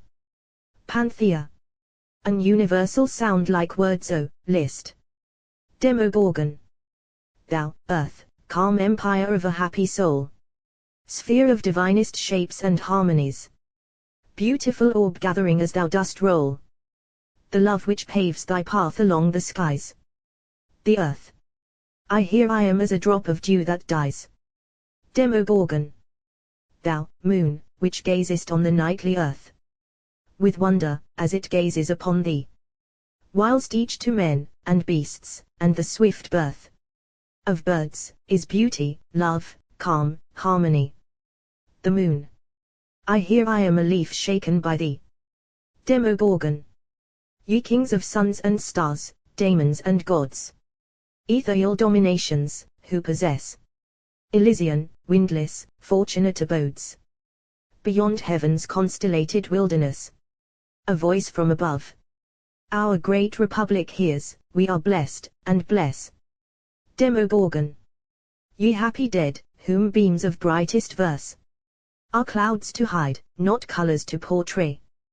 Whether your nature is that universe which once ye saw and suffered. A voice from beneath. Or as they whom we have left, we change and pass away. Demogorgon. Ye elemental genii, who have homes from man's high mind even to the central stone of sullen lead from heaven's star-fretted domes to the dull weed some sea worm battens on. A confused voice. We hear thy words waken oblivion. Demogorgon. Spirits, whose homes are flesh, ye beasts and birds. Ye worms, and fish, ye living leaves and buds. Lightning and wind and ye untamable herds. Meteors and mists, which throng air's solitudes. A voice. Thy voice to us is wind among still woods. Demogorgon. Man, who at once a despot and a slave. A dupe and a deceiver, a decay. A traveler from the cradle to the grave. Through the dim night of this immortal day. All speak thy strong words may never pass away. Demogorgon. This is the day, which down the void abysm at the earthborn's spell yawns for heaven's despotism. And conquest is dragged captive through the deep. Love, from its awful throne of patient power. In the wise heart, from the last giddy hour of dread endurance, from the slippery, steep, and narrow verge of crag-like agony, springs, and folds over the world its healing wings. Gentleness, virtue, wisdom, and endurance. These are the seals of that most firm assurance, which bars the pit over destruction's strength. And if, with infirm hand, eternity, mother of many acts and hours, should free the serpent that would clasp her with his length, these are the spells by which to reassume an empire o'er the disentangled doom. To suffer woes which hope thinks infinite. To forgive wrongs darker than death or night. To defy power, which seems omnipotent. To love, and bear to hope till hope creates from its own wreck the thing it contemplates. Neither to change, nor falter, nor repent. This, like thy glory, Titan, is to be good, great and joyous, beautiful and free. This is alone life, joy, empire, and victory. This text has been prepared by Jack Lynch. You're welcome to use it for non-exclusive and non-profit purposes.